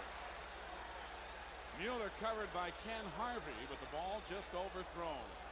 So again, Los Angeles will have to go for the field goal. Throwing right down the middle with a linebacker covering on the play. The ball is right over the top, perfectly thrown. And it looked like it was just a little bit too high for him to make that play. Jaeger will attempt a 42-yarder, and it's beyond 40 where he's had trouble. Knuckleball hits the upright and is no good.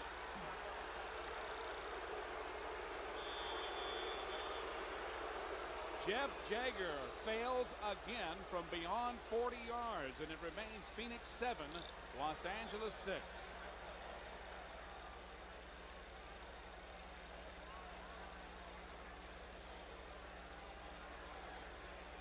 Misses another 40-plus yard field goal.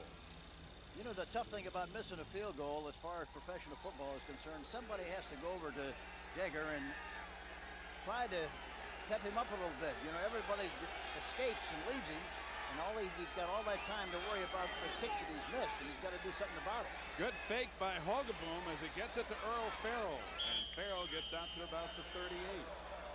Let's go back and take a look at the missed field goal as Jaeger has only made 1 of his last 9 outside of 40 yards.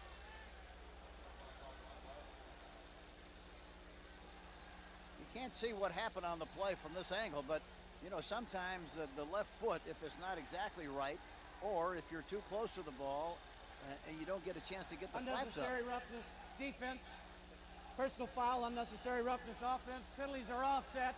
1st down.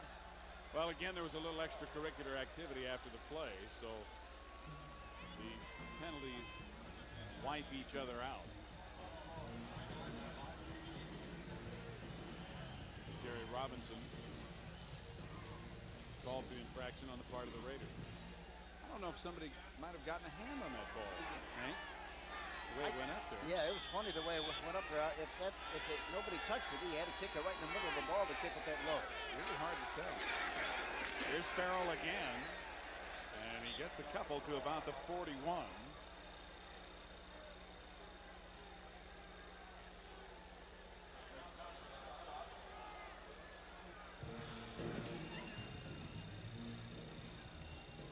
Minnesota scoring 43 today. Okoye, 131 yards. Big win for Kansas City, and Chicago's knocked right out of the playoffs. Good game here, 2017 by Houston. Seattle Seahawks winning again, this time beating Cincinnati. On second down, Sikahema hit right away by Tom Benson as he got to the line of scrimmage. And he picks up maybe a yard.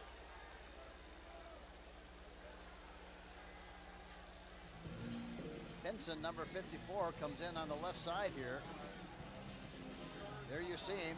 Nobody touches him. Good anticipation. He sees the hole and gets into the gap as soon as he possibly can, gets penetration and makes the play. Great reaction on the part of Benson. That's what you call filling the hole. Third down. From the shotgun, full wide out. Hogaboom chased out. Nowhere to go. Mark Mraz and Jerry Robinson get him down. Phoenix will kick it away. You talk about a good hit that time. Robinson really got the shoulder pads on him that time and gave him a big tattoo right in the chest. That is a 4th sack for the Raiders. Tom Tupa doing the punting today for the injured Rich Camarillo. Stephon Adams is deep. And Tupa booms it. Adams at about the 7. Dropped as he gets across the 15. And again, it's Garth Jacks who makes a lot of special teams tackles. Tupa's done a fine job. That's another 51-yard punt. And another fight breaks out after the play. And another penalty flag goes down. Ron Wolfley, as usual, in the middle of it, number 24 for Phoenix. Dick Hantak and the crew have been busy, Hank, but most of them have been after plays have been over. Yeah, this Cardinal team is hung in there just like Personal Larry Wilson foul. said they LA, would. unnecessary roughness. Personal foul. Phoenix, unnecessary roughness. Penalties are offset. First down. No, that's what usually happens. Well, the playoff races are heating up, and CBS kicks off next Sunday's action with the NFL Today, followed by games which will affect the playoff picture. Some of you will see Green Bay and Chicago, while others of you will see Minnesota and Cleveland in an interconference matchup. It's next Sunday, starting with the NFL Today, right here on CBS. Raiders trail by 1, 10:45 to go in the third, 1st and 10. Jackson. And he's going to be thrown for a loss back at the 10-yard line. David Galloway got such penetration that Jackson couldn't get out of the backfield. Tim McDonald on the stop. That time they ran from the I formation, but kind of a counter play. He seems like he does such a terrific job whenever he has the ball, of course, but it still seems to me that if he ran, and they just pitched the ball to him outside from the I formation, he can make a lot of yardage. Tim McDonald really has been the high point of the Cardinals defense this year. And as you said earlier, Hank, if he's not in the Pro Bowl, we ought to have an investigation. Phoenix may have jumped off sides before the snap. Jackson getting outside and getting up to about the 19 before he's run out of bounds. It looked like Freddie Joe Nunn jumped early on the left side.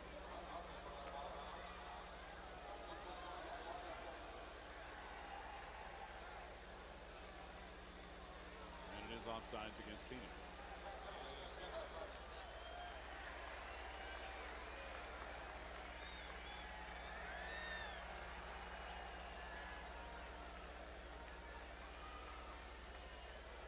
I'll tell you, a lot of meetings going on today.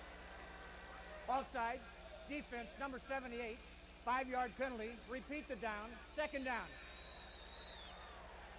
Well, it was Freddie Joe Nunn. We'll look at it again.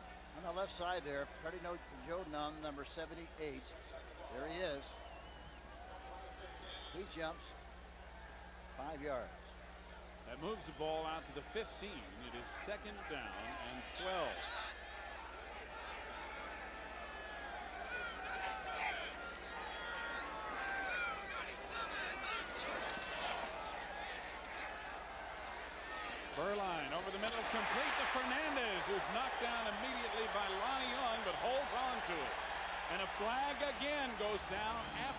play. A 23-yard gain. It looked like Bo Jackson moved before he was supposed to go at time, and whether he got back in time or not, I don't know. But there was movement before the ball was snapped. Yeah, he definitely picked his hand up, but no flag was thrown on that. The flag was thrown after the play was over yet again.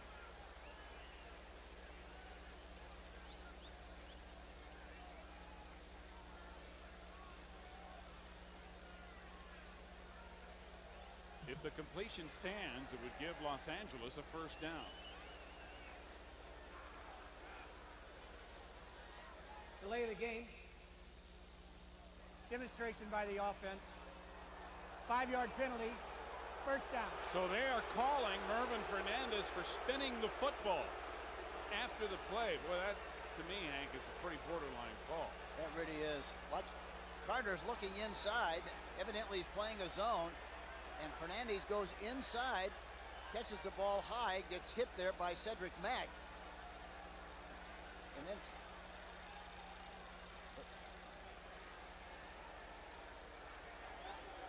now here's where he got the penalty.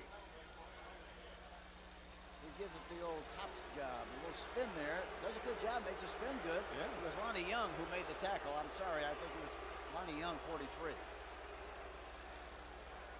So the delay of game penalty for Fernandez spinning the ball as he released it, moves it back inside the 30.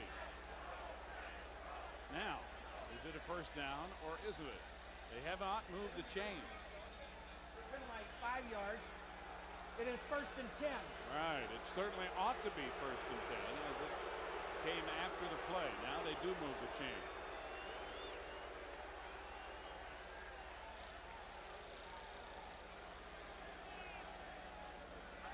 So it's from the 30 now, first and 10 Los Angeles.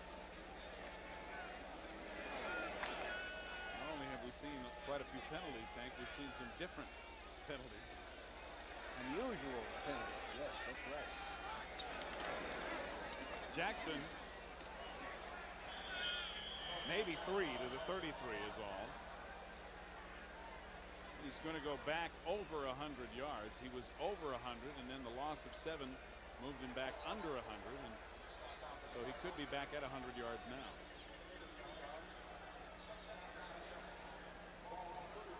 Third quarter, Giants still leading Denver 14-0.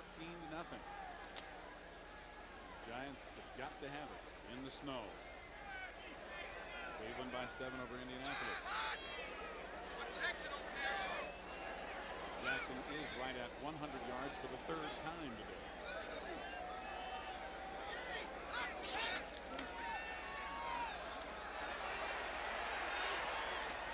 Mike Dial with another big catch. Down to the 35 of Phoenix. Cut down by Carl Carter.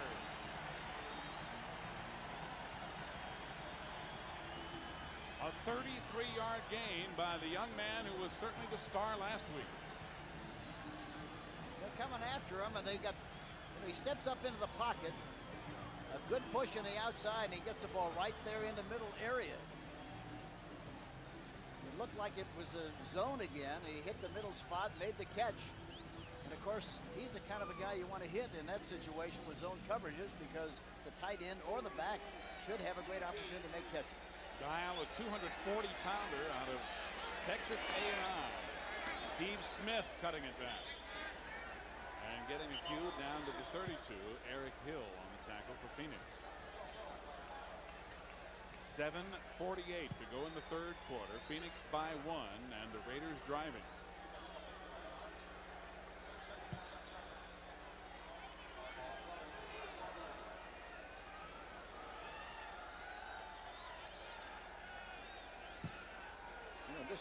This year, the Raiders have played a lot of good football, but they just haven't had really any consistency at the quarterback position. Berline has them moving on this drive, but they have stalled out. Jackson cutting it back, tripped up by Lonnie Young, and then covered by Eric Hill. And Jackson maybe gained a yard at most.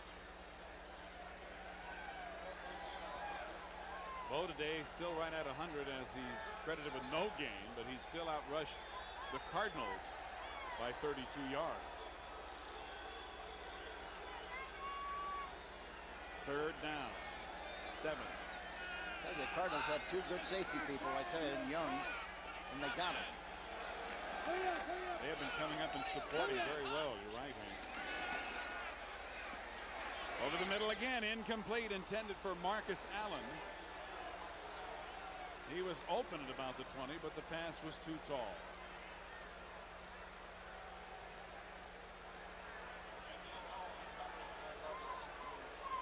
He gets a little pressure from the inside.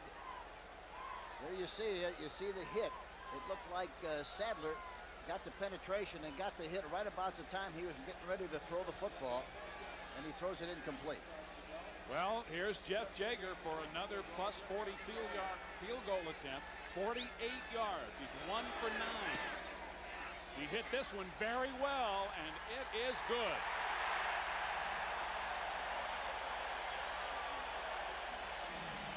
Maybe they ought to say 10th time's a charm.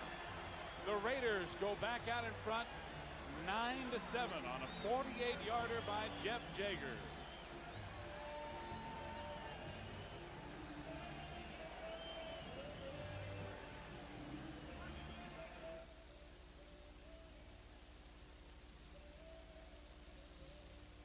North Carolina. Sekahima out to about the 28, dragged down by Stephon Adams. And Hogaboom and the Cardinals will go back on the attack, with the Raiders leading now 9-7. 3 Jeff Jaeger field goals, 2 in the second quarter and 1 here in the third. Hogaboom with a pass to Ernie Jones in the second quarter for their only score. First and 10 at the 28.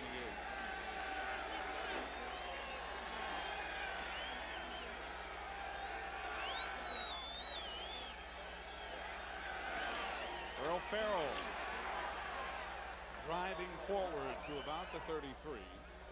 Tom Benson and Greg Townsend on the tackle, a gain of about 5.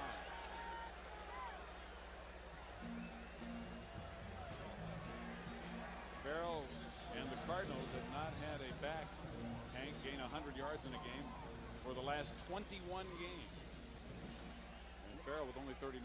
Well, it's a problem, and he admitted the other day, talking to him, he said we really miss Stump Mitchell, right? Because he used to take an awful lot of pressure off of me. Now all the pressure's on me. Hogaboom under pressure drops the ball. Who's got it? It looks like Phoenix has recovered, and it looked like Scott Dill who fell on it. But that will go as a sack, the 5th for the Raiders. There is a play action fake, and look at on the outside.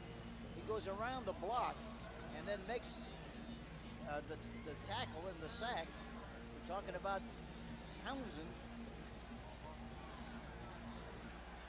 And he's very quick, very aggressive, and really gets off the ball well. But the Cardinals retain possession. It is 3rd down and 11. Roy Green in motion from the shotgun. Flags fly. The play will be stopped.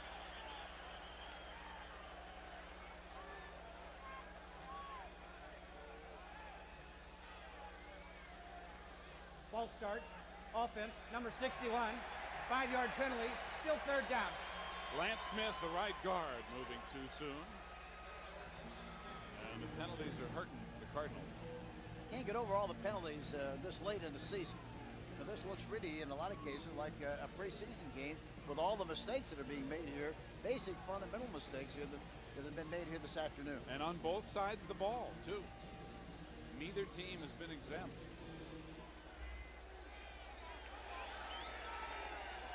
So now it's 3rd and 16. We've had a total of 9 penalties. And a lot of offsetting penalties on top of that.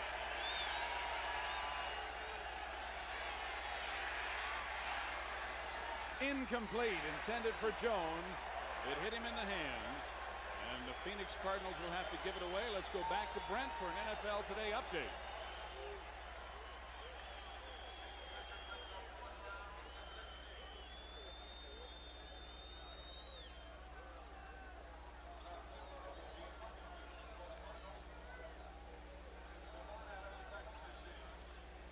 Thanks, Brent. That is a game that the Giants need to win, and they're certainly playing like it, Hank, with that 4th down goal line stand.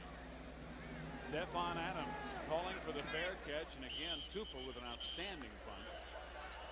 Back to the 28. A 51-yard punt. Tupa's had 3 or 4 of them over 50 yards today.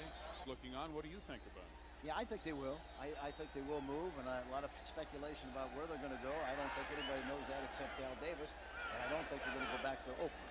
You don't? Nope. Maybe Sacramento? First and 10, Raiders. Erline with good protection hits Fernandez. First down in Phoenix territory at the 49. Carter and McDonald get him after a gain of 24. See, you wonder, why does he get open in the middle area? Play action fake, good protection. But the reason he gets into that middle area because Gall is cleaning it out, and he's got plenty of room underneath as Galt cleans out that deep area. And that's what you have to have. You can throw the ball vertically. You have to have somebody with lightning speed to clean it out so you can throw underneath. Swerve and Mervin now with 120 yards in receptions on the day. Steve Smith will go nowhere. And a good play by Rod Sadler, who was in there quickly about the same time as Smith got the ball.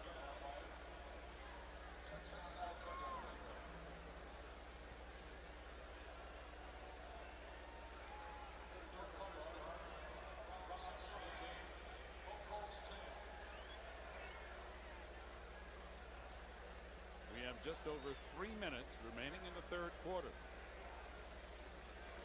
Los Angeles leading Phoenix 9-7. And the Raiders with a 2nd down. 10.5 to go from the 49 of Phoenix. Knocked in the air and up for grabs. Caught by Dial. Mike Dial's going to be ruled down where he caught the ball. Erline's arm was hit, and Dial came up with it. He should have signaled for a fair catch. That ball went right up in the air, looked like a punt, and he comes down with the ball. Dial does, 84. Watch what happens here. Watch Erline go back into the pocket. Look at their blitz. In the mid, he throws the ball, gets hit. It goes right up in the air like a punt. Watch Dial, number 84. He comes in. He's very alert. He makes a terrific play of making that catch. Oh, he's having a big game again after last week. He caught that ball right over Anthony Bell. 3rd down, draw play. And not quite enough. To about the 39.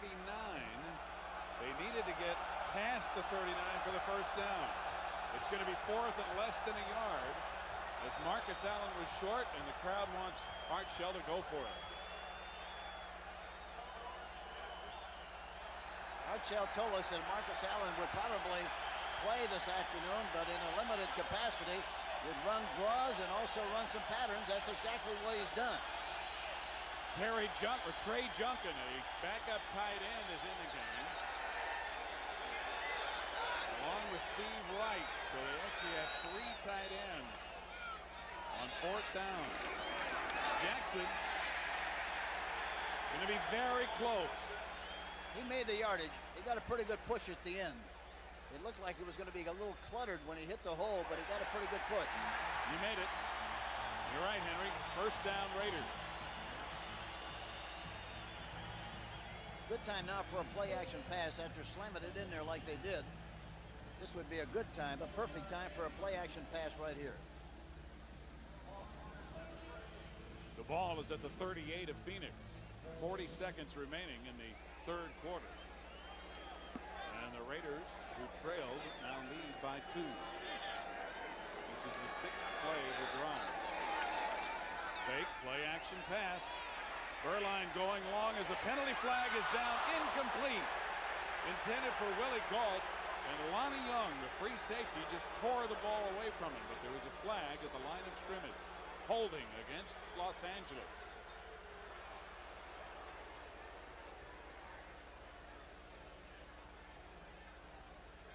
While we get the call, let's go back to New York and another NFL Today update.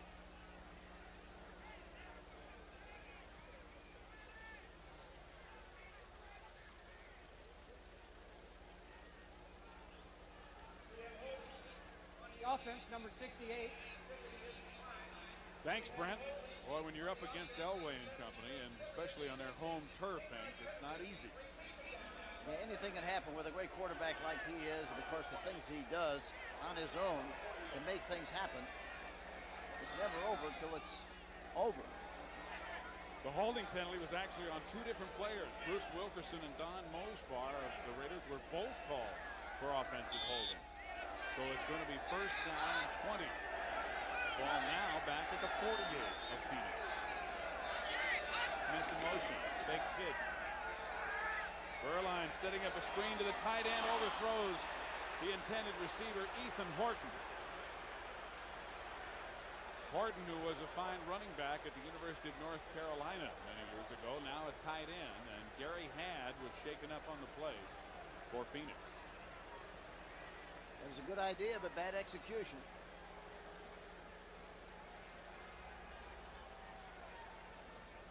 So it's going to bring up second down and 20. And, you know, we talked, Hank, about how the Raiders want to go vertical. They want to stretch that field. And they've been successful at over 40 yards, but they haven't thrown as many times deep. No, they haven't. And, of course, they're very concerned about Galt. You know, they're going to try to double him most of the time. And so then you have to do something else for the remaining backs or tight ends. Over the middle again to Galt, complete at the 30, and he's pushed back by Carl Carter. They'll give him his forward progress to the 31. But there is another penalty flag down. A gain of 17 is going to be wiped out again by holding against the Raiders.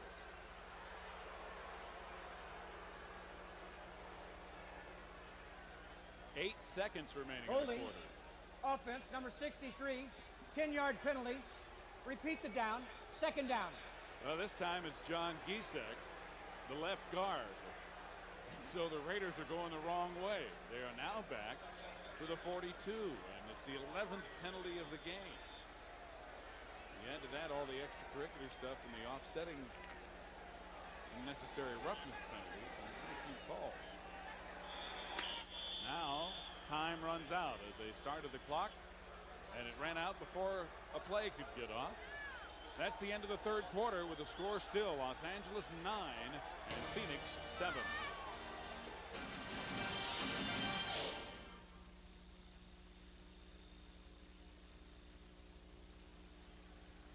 In practice. He looks like he can still go out there and kick a 40-yard field goal. Bo Jackson trying to get outside left. Nothing but white shirts. And gains perhaps a 2 is all. Anthony Bell and Tim McDonald out there.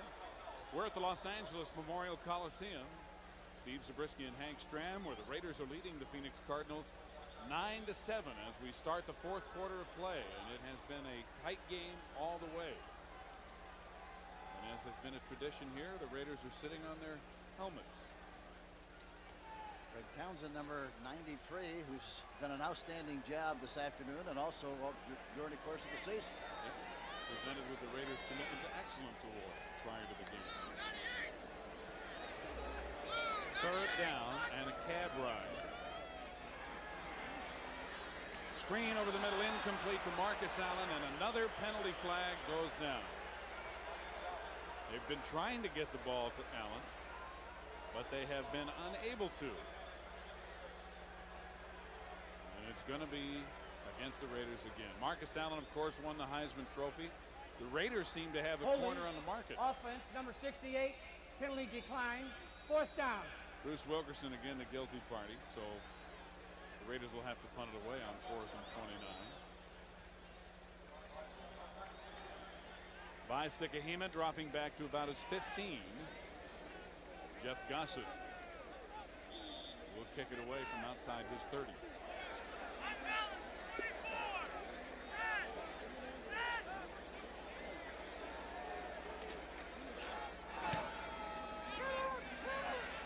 hanger and a good one. Sekahima at the 9. And he can't get away. Fine play by Dan Ladd to drop him almost in his tracks. A 48-yard punt and just a 1-yard return. We mentioned Marcus Allen as a Heisman Trophy winner on the Raiders. He's not alone, Hank, as a Heisman Trophy winner. These are some of the Heisman Trophy winners the Raiders have had over the years. Yeah, some great names. Jim Plunkett, and we mentioned Marcus Allen. Tim Brown is not able to play. He'll be back next year. Billy Cannon, who did such a great job for the Raiders. And, of course, Bo Jackson. And the Cardinals have had one. Can you name him? Oh, there it is. John David Crow, and he was a super player. Texas A&M University.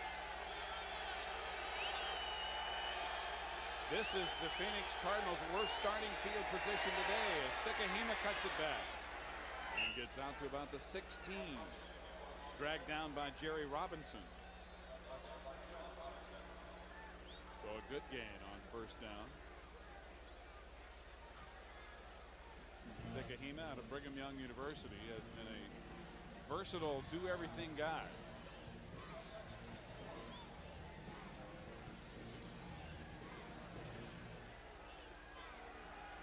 Gain of 6, second down and 4.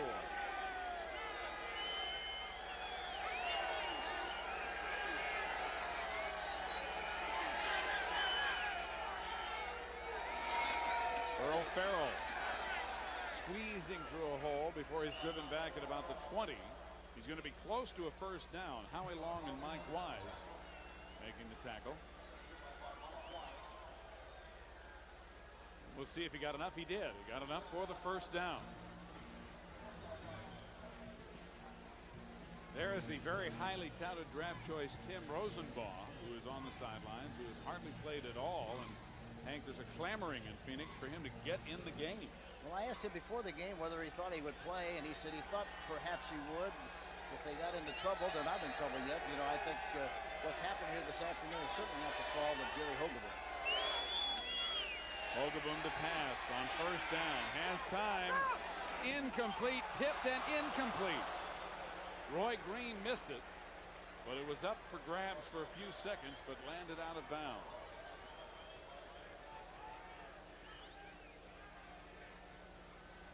Watch Washington. Lionel Washington, 48, a bump and run.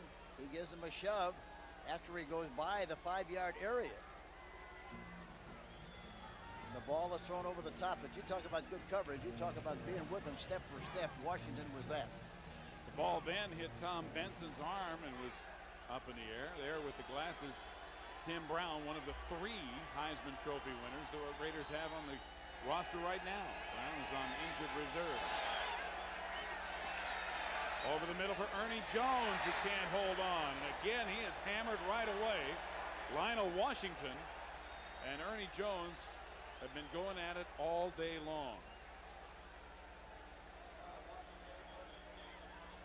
Washington, 48. Jones coming off the ball, looking inside. The ball is thrown high, and he just makes a tackle. That's all. He just makes a tackle right about the time the ball goes over the top of his head. But Ernie Jones should have caught that ball. He should have. He had a chance to make the catch. He was a little high, but I guarantee you he was fully aware of where Washington was. And they're wrestling again on the ground after the play. Third down and 10. The Raiders lead by 2. 12-18 to go in the fourth quarter. Complete. Jay Novacek with the catch for a first down at the 31. Dennis Price and Jerry Robinson get him after a gain of 11. There's another donut shot there. Thinking, but really, you know, it's really surprising to watch the Raiders. Unusual, because normally they're very much of a man-for-man team, bump and run. They're playing a lot. This time it's double zone. And that's what they have to do. Be patient. Throw the ball in front of, between the linebackers, and also the defensive backs. You got it right on the money. First and 10 is a 31. Farrell in motion. Hogaboom again with time and completes it. At the 40, maybe a little short of the first down, to the tight end, Rob Awalt. Mike Harden on the stop. Awalt looks like he has a bionic elbow there. Huh?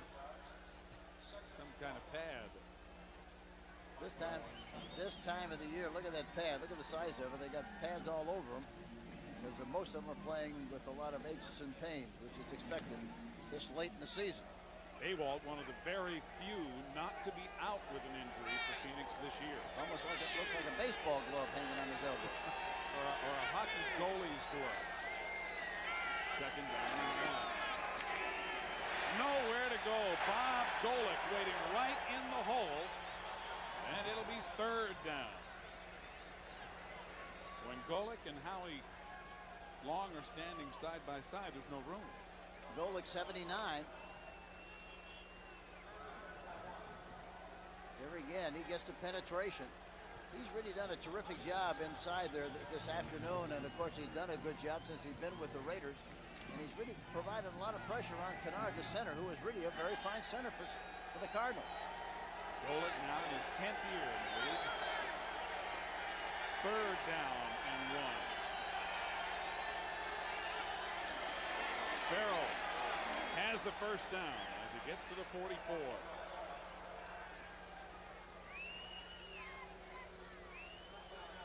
We're under 10 minutes remaining in the game. Los Angeles still leading 9-7. Now this time, look at Golick. Look how far off the line of scrimmage he is, trying to read and react to what he sees, and it creates a little room there for the center to block him, and he doesn't get nearly the penetration that he did on the other play when he was right on the line of scrimmage.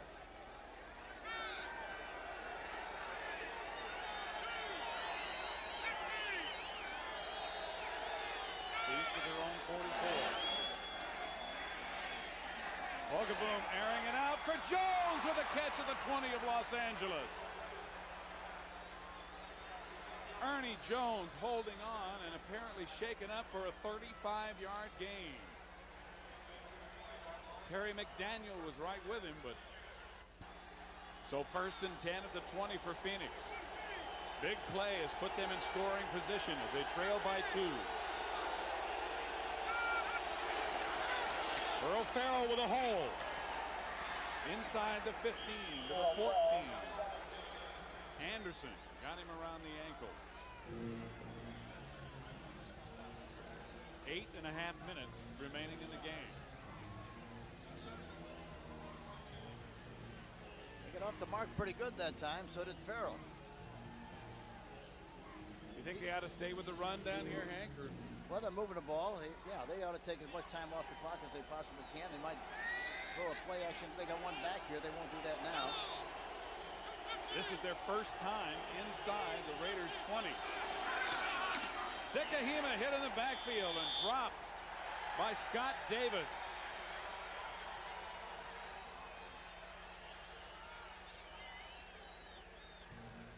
Reverse pivot by the quarterback, kind of a counter move. Watch the quarterback and watch Farrell, number 31. He's going to be trapping on Townsend on the outside, but the penetration inside kept him from making any kind of progress on the play. Davis got the penetration and stopped the play. Number 7. 6'7", 275 pounds. No gain. 12th play of the drive. Hogaboom gets away from Howie Long. He is blasted at the 6-yard line. And he may be shaken up. A 9-yard run. Lyndon King and Mike Harden nearly took his head off. Hogaboom looking. They got a crossing pattern on the right side. A missed tackle by Howie Long. And Hogaboom, who doesn't really have great speed, but he has great anticipation, slid right into first base there, and already got a hit there by Lyndon King, number 52. They mark it at the 6. It is first down and goal. This would be a good time right here to throw a play-action pass. Farrell up the middle. Down to maybe the 2-yard line. Well, they're getting a better push. Hogaboom taking a knee for a moment. You can't blame him. Bob going for the tackle. Not the signal that time. thought he was on his knee. They mark it at the 3-yard line where it is 2nd down and goal. Ron Wolfley, maybe a yard. Eddie Anderson jumping in there along with Wolfley to stop him. Jim Schaffner, who calls the plays for the Cardinals, talking to the coach Kuhlman. They're discussing what they want in the game at this particular time, and it goes in and be anxious to see what they do. They send in Walter Reeves, another tight end. As a couple of wide receivers come out, and they're going with the big boys on 3rd and goal at the 2. 3 tight ends. Novacek in motion. Pass to Novacek. Touchdown!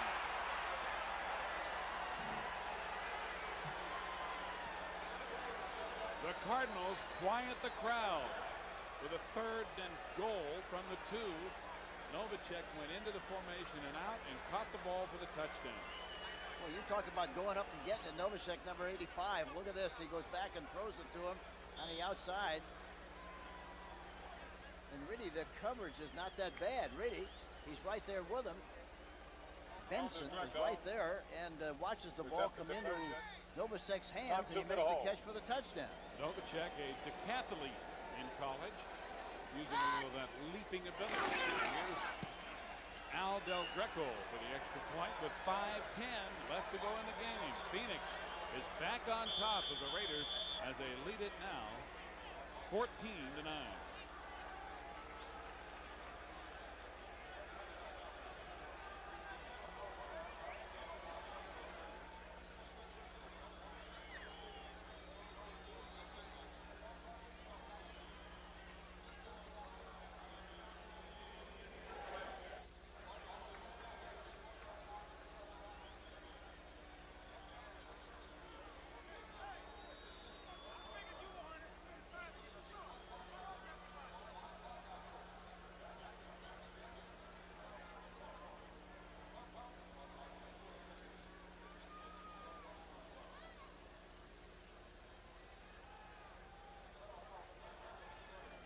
.5:10 to go in the game. Del Greco and the Cardinals kick it off. Mueller and Adams are back there, and it's Mueller.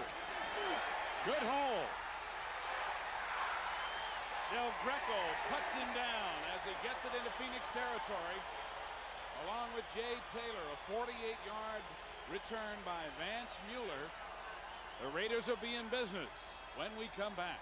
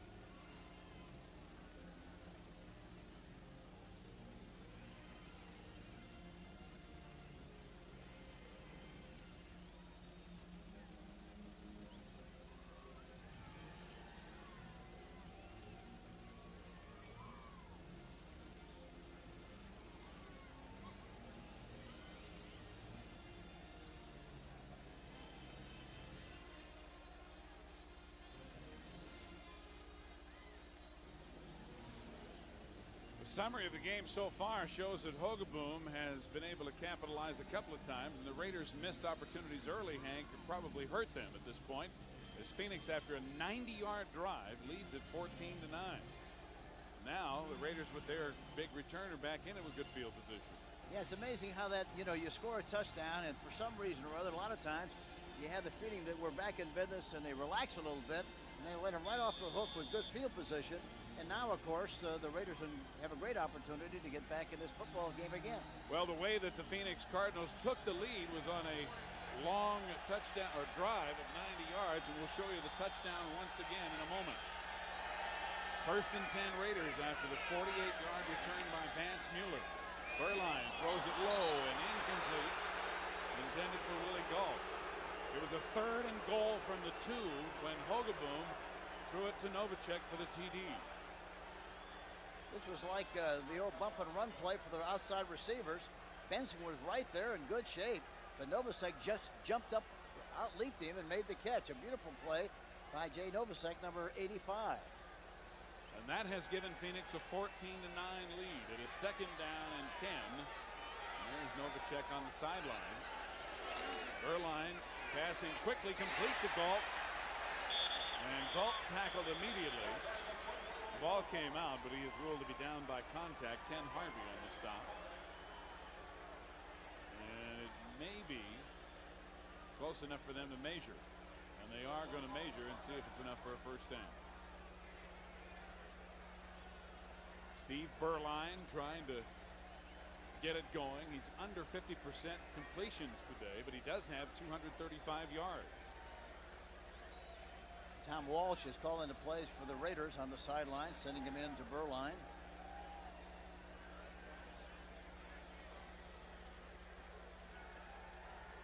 It looks like they're going to be a tad short.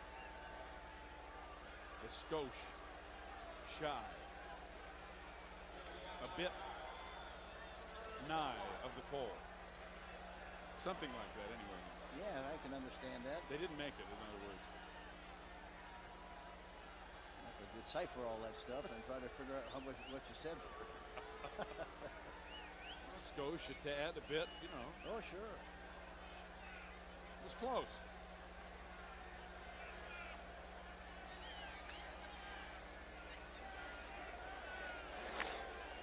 So now it is 3rd down in a matter of inches. But the Raiders have not been successful in their last 3rd down attempts of the last 8 times. Advantage to them. Oh, here they come up the middle. Jackson trying to power it in there, and the offensive line did not get a big push. Now again, there's pushing again. Lonnie Young pushing it with Trey Junkin. They had a distinct advantage that time had they been able to run to the outside left. But they chose to go inside, and they're going to measure it now. It's going to be very close. But I think they made the necessary yardage for the first down. 4:26 remain to be played in the ball game, and it is yet to be decided, rather. Art Shell undefeated at home since taking over for Mike Shanahan, 5-0. First down Raiders. And that first down right there, Hank, might go a long way to keep him undefeated here at home. When Phoenix had the ball and drove 90 yards, they ate up almost 9 minutes on the clock. Here in the second half, the Raiders are averaging just 1.9 yards per play on first down. The first half, they averaged 11.5 yards per play on first down. Burline knocked down, and it's going to be a sack for Rod Sadler, the 4th time Phoenix has gotten to Burline.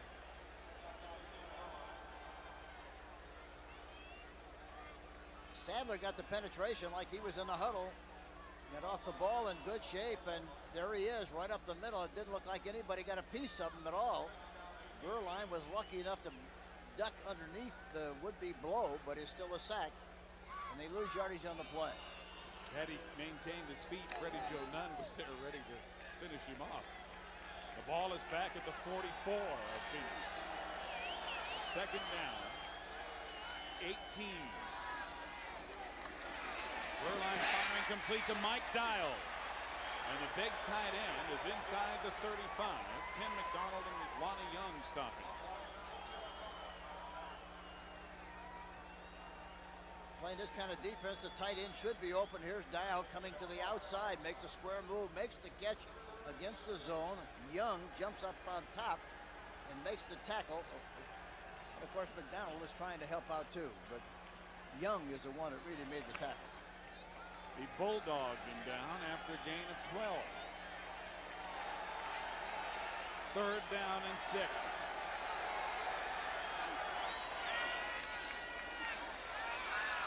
Too tall, intended for Mervin Fernandez, and a penalty flag goes down as Carl Carter busts him out of bounds and maybe hit him too early. Carter can't believe it.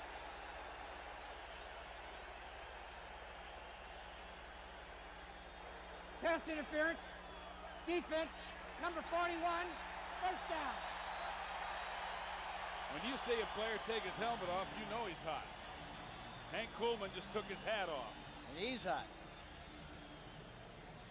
Let's see what happened here. Now the ball is thrown high. Well, he pushed him out of bounds. That's what he did. In the process of falling, he gave him a shove, and that's why they called it. But they called interference.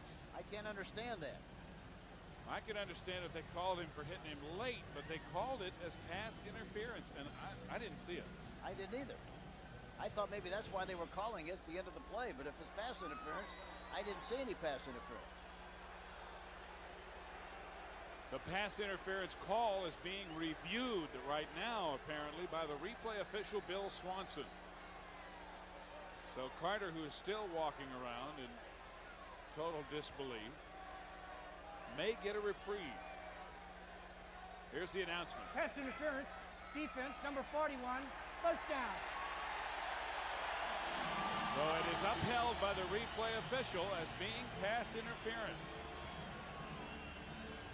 I sure didn't see it or couldn't see it.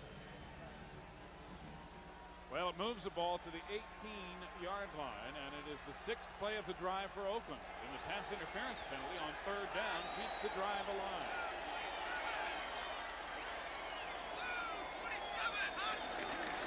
Steve Smith trying to cut back, but Sadler's right there waiting for him.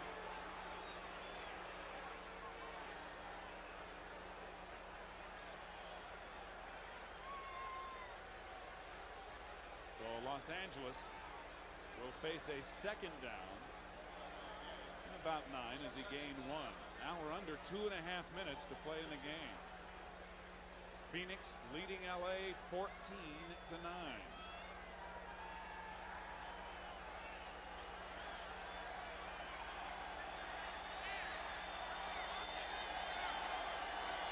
From the 22. Good protection. Dial again over the middle, close to the first down. Looks like he has it. For those of you tuning in expecting to see 60 Minutes, we welcome you to CBS Sports coverage of the National Football League. Along with Hank Stram, this is Steve Zabriskie in the LA Coliseum, where the Phoenix Cardinals lead 14-9 over the LA Raiders. And we will return to Los Angeles in just a minute.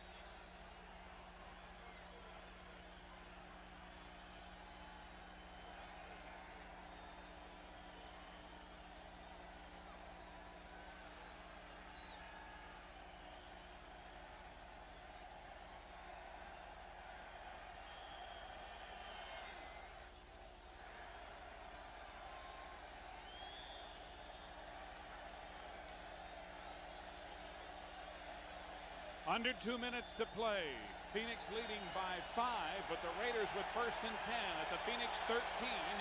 Each team with a full complement of 3 timeouts remaining as Furline tries to quiet the crowd.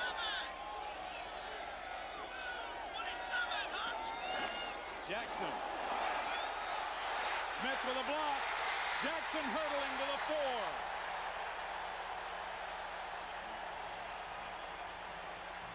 That's what we talked about a little while ago. He really hasn't run outside that much. And to get him a head start and get him a little depth that time, they sent him in motion and pitched the ball to him. And they get a good block out in front, just enough room. Smith gets the block out in front. And of course, Bo Jackson in space. He's hard to tackle. Jackson had been held in check here in the second half after 103 yards in the first half. Prior to that 9-yard run, he had gained only 2 in the second half.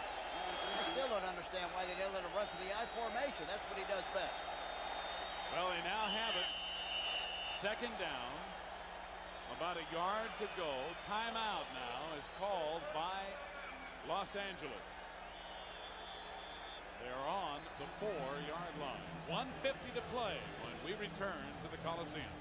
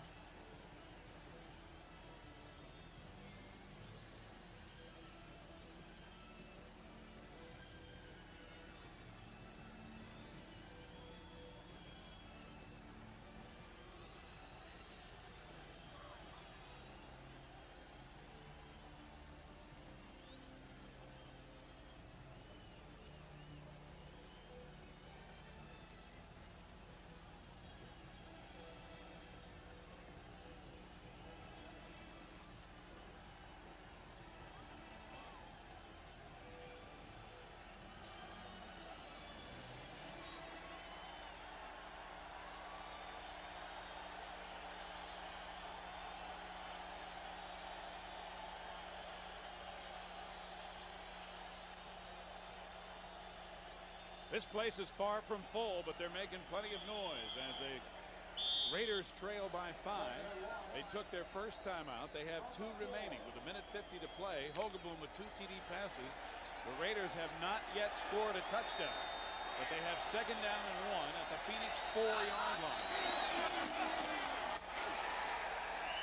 Close to a first down. And of course, they go to the money man when they get down here, Hank.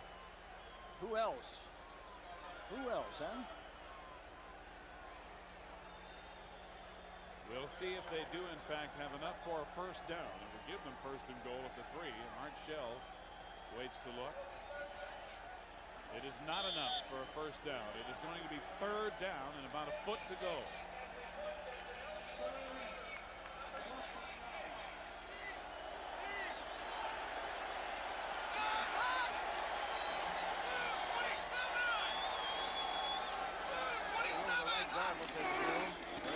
Smith, a penalty flag is down as Smith gets the first down, but is it against Los Angeles? The head linesman, Tom Johnson, made the call.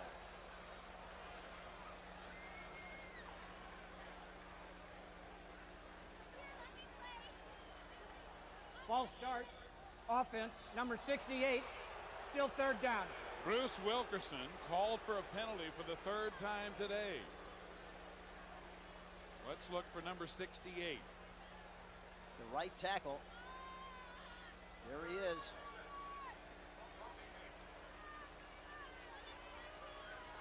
It looked more like the right guard got off that time than it did the right tackle, didn't it? It did. It might have been Wisniewski who moved too early at 76. A reminder that 60 Minutes goes past the barbed wire and the guard dogs to visit a place none of us ever imagined we would see, a Russian labor camp for political prisoners. 60 Minutes coming up next, except in the Mountain and Pacific time zones, where you will see 60 Minutes at its regular time. 1:22 remaining in the game. The penalty moves the ball back to the 8 of Phoenix. And instead of being first and goal at the 3, it is third down and about 5 yards to go. 5 yards and a foot.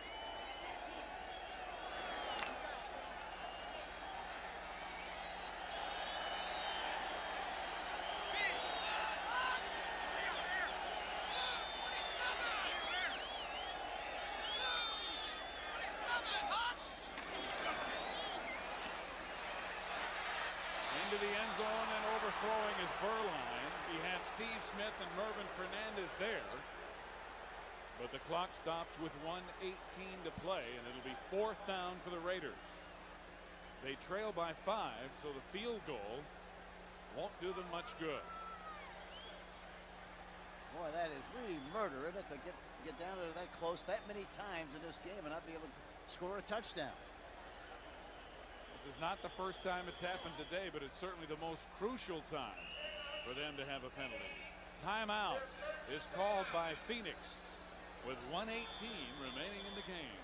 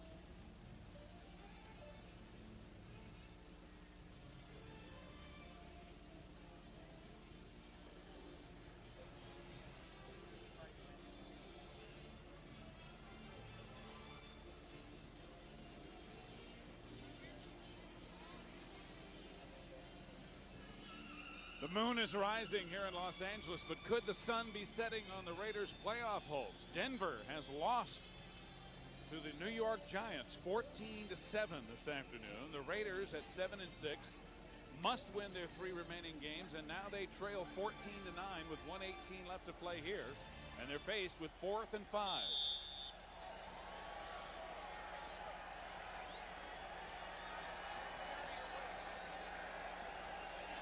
Be interested to see if they roll him out this time. They haven't done that very much, and I don't know whether the knee part of it is a factor. It's officially 4th and 6 as they need to get an extra foot or so for a first down. And preliminary movement.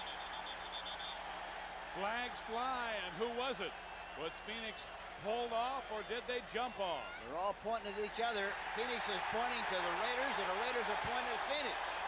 And the preliminary indication is that it is against Phoenix.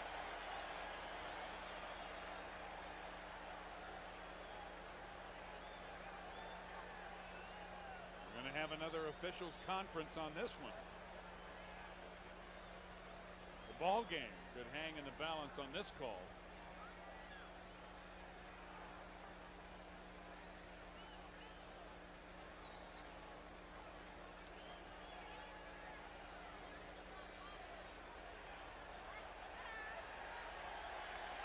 Let's hear what Dick Hantak has to say after the officials' conference. Offside. Defense. Penalize half the distance. It will still be 4th down. So the Raiders will not have as far to go as it'll move it to the 4-yard line. That's a long way to go in this part of the field, I guarantee you. They need about 1.5 yards to get a first down.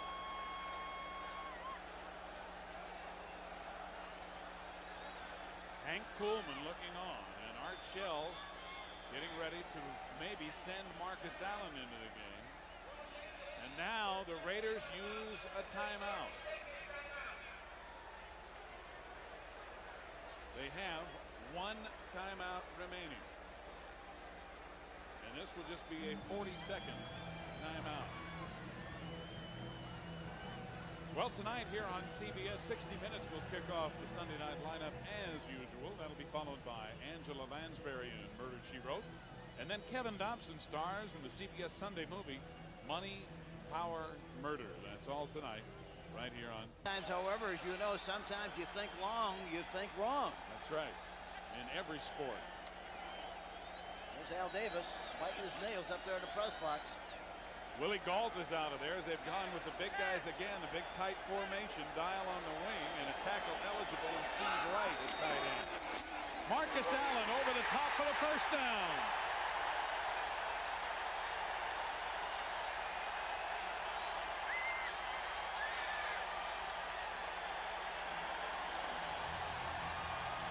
Deliberation about that call, but it was a good call, especially giving it to Marcus Allen on that kind of a situation. He's a great leaper, and he's done that many, many times. He's got good timing and gets off his feet and into the end zone. I mean, necessary yardage for the first down.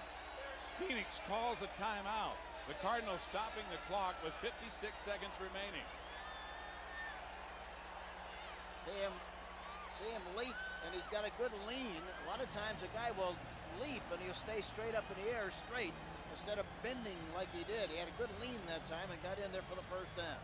The ball is resting between the 1 and 2 yard line.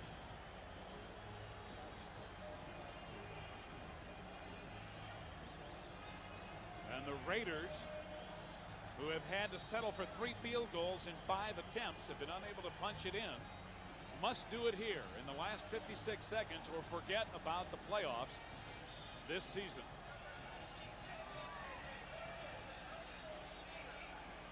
I'll tell you one thing about Art Shell. He's under control down there. He doesn't look like he's very nervous, does he? Nope. Berline again trying to get the crowd to settle down so they can hear the call on 1st and goal. Smith.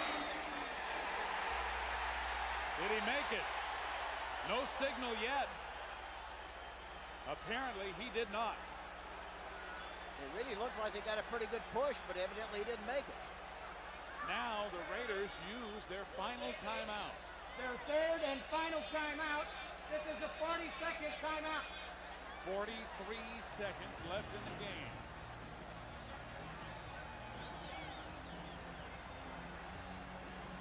There he is. He goes into that pile. Somebody got penetration. A Cardinal got penetration. Seconds left in the game. And it is 2nd down and goal from about the 1-foot line. This is the 13th play of this lengthy Raiders drive in an attempt to win the game.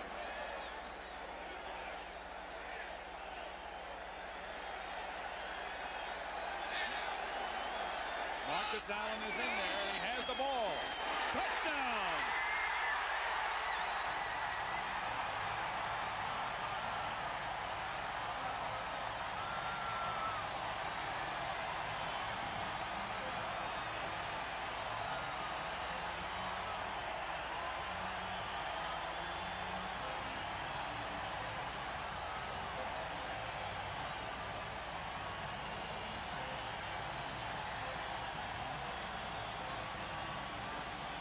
We see the surge by the offensive line, and watch Marcus Allen.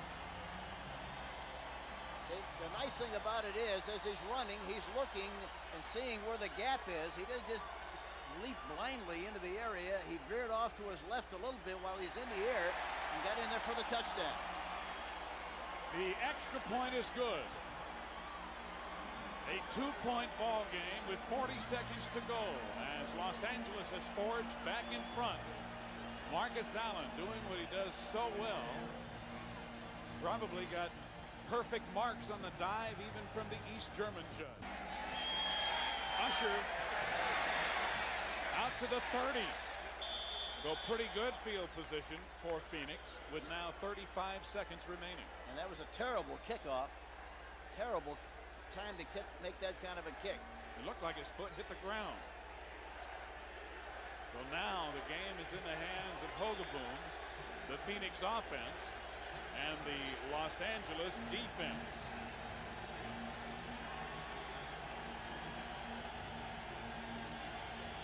Phoenix has 1 timeout remaining.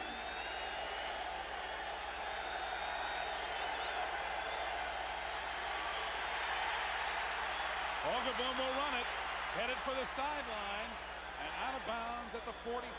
He has a first down, but he ate up 9 seconds on the clock. A 15-yard gain. 26 seconds to play. 60 minutes follows, except from the West and Mountain Time Zone. Batted back to Hogaboom and incomplete. The clock stops with 21 seconds remaining.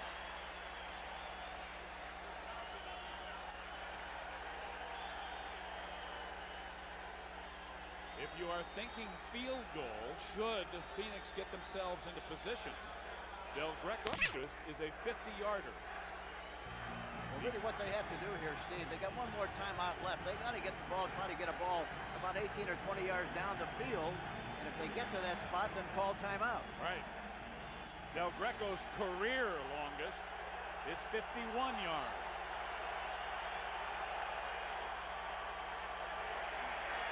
Over the middle, complete. Don Holmes hit immediately. 10-yard gain. Phoenix does not want to use that last timeout, but there are now 7 seconds left to play. Hogaboom will throw it out of bounds. 1 second. Did the time run out? Did time run out before the ball got out of bounds? Hogaboom is angry. Hank Kuhlman is livid. He really should have just gone back into the pocket and threw it right down to the ground right away. He threw a floater out of bounds, and it took a long time to get there. That's exactly what happened. All he had to do was throw the ball into the ground as soon as he got the snap, and that would have preserved it in good shape. The blooper he threw out of bounds, that helium ball, killed the clock, and that was the end of the ball game. What a bizarre finish for the Cardinals. Hogaboom and Golick talking, and the time runs out as the ball floats harmlessly out of bounds. Watch the ball have to be reset by the official. I think one of the Raiders kicked it. Okay, here, but right now he ought to just spike the ball. Look how much time it takes to deliver the ball over the top, and the time expired while the ball was in the air. Garth Jacks caught that ball. There was 1 second remaining on the clock. We'll be back, and I'm sure they'll talk about this for a long time.